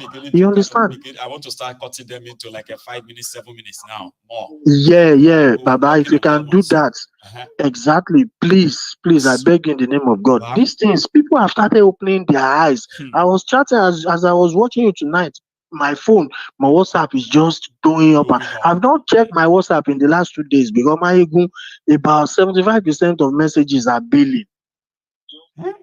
Hospital this, hospital that, food, this one. People are going hungry, every day. People don't eat. My family, they are confirming everything to me that Nijebu, everywhere, or Badon, everywhere I have connection, I have contact. I'm close to all these politicians. They are evil set of people. Only very few of them that they have conscience. They will say the truth. I have some of them that I do talk to. They come to London. They will call me. I'll go and see them. They always tell me that this government. Now there is rumor that military want to take over. There are some young boys planning to take over. You know that they want to do coup. That Lagbaja guy is also sick right now, and he's not in Nigeria. Yes, I heard about that too. Chief of defense staff. Chief of defense staff. He's currently outside Nigeria, and he said that he's really sick. He's very sick. Can't have anywhere to treat him in Nigeria too. He's currently outside Nigeria. It's only God that knows the kind of sickness. Nigeria. Yeah, that's what I want to say. President is outside of Nigeria. The vice president is outside. Now, who is going to deputize for them? Now, I've heard some info. I'm not supposed to say this tonight, but I just have to say there are some boys, young chaps in the military who are planning a bloody coup. They are planning to something similar to what happened in Burkina Faso, Mali, and Niger. They will waste a lot of politicians. They will kill. Blood will flow. There will be cry. There will be anguish. There will be pain in that political realm. You will see very soon, I've been speaking to a lot of people. I've been communicating. I've been talking to all these military boys that they are my friends. Many of them, they are captain majors. What are you guys looking at? You cannot salvage your country, and you saw oath to protect this country. Is it the oath to protect politicians that you saw, or the masses, the people? Thank you for your good job. God bless you so thank much, you very much. God bless you. This evening, okay? Our time is so up, I have to say. Even though we had a bit of interruption in the middle, but it's worth it. When Ahmed showed us his mini, plants in Ilorin, we hope that I'll be able to bring you more on that, especially so that everyone who wants to know and ask questions around the time can ask. And also, Ahmed, if you are still watching, I kind of saw where people were asking if you could drop your social media contacts so that they can reach out to you as well. I don't know if you have done that. In case if you read the comments on YouTube or on Facebook, okay, please go read those comments and see if you can if you can share your social media handle where people can reach out to you and have a conversation. I intend to give this a follow-up, okay? Our time is up. Thank you so much, everyone. Enjoy the rest of your evening, to those who are already in the evening, and to some of us who are already almost late at night. You should all have a good night. From here, good night.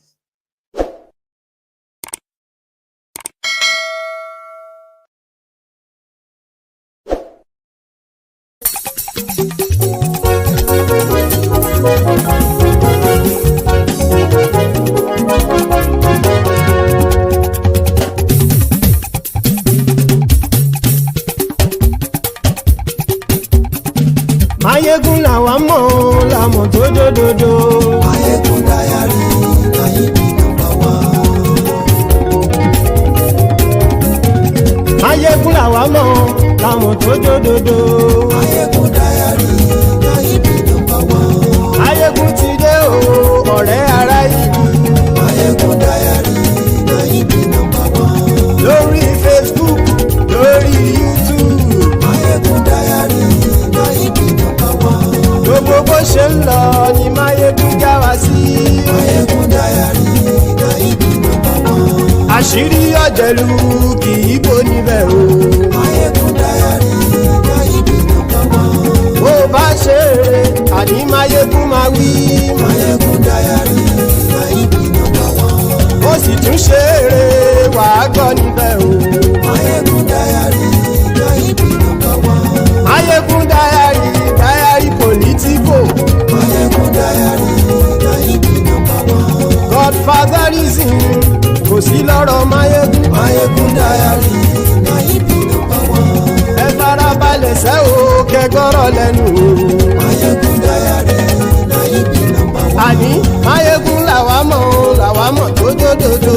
Máyégún Diary Náíbì nọ́mbà wán.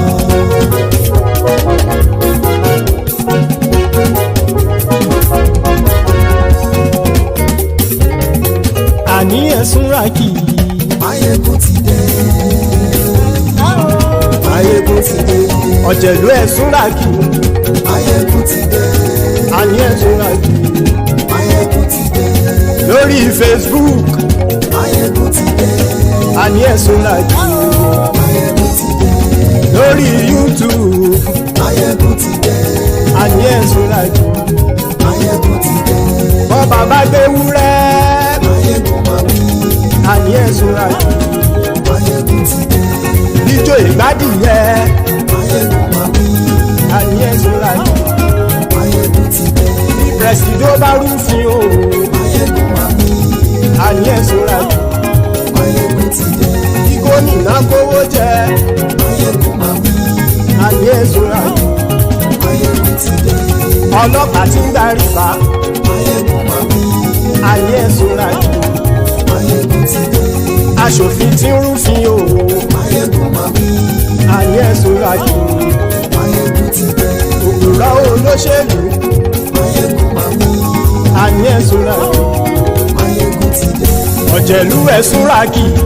Máyégún ti dé. Àní ẹ̀sùn rákì. Máyégún ti dé.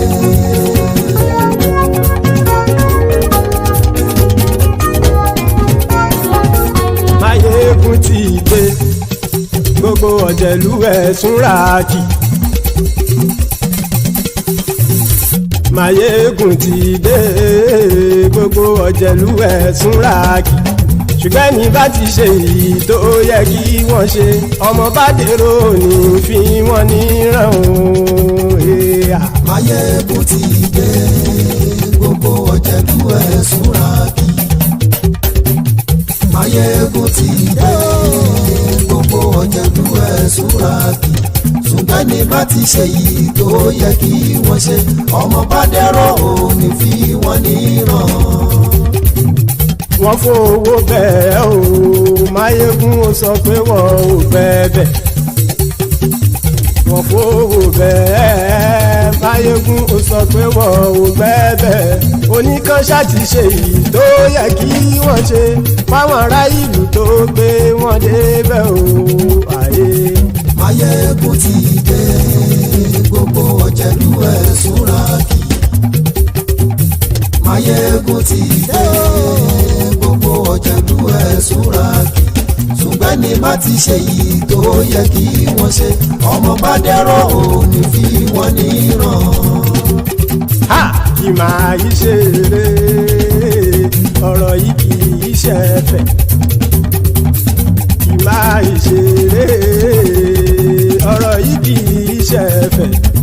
Ẹni bá ti lè lẹ́bọ̀ lẹ́rù o, ọmọ bá dèrò kàṣàyè tú wọn síta.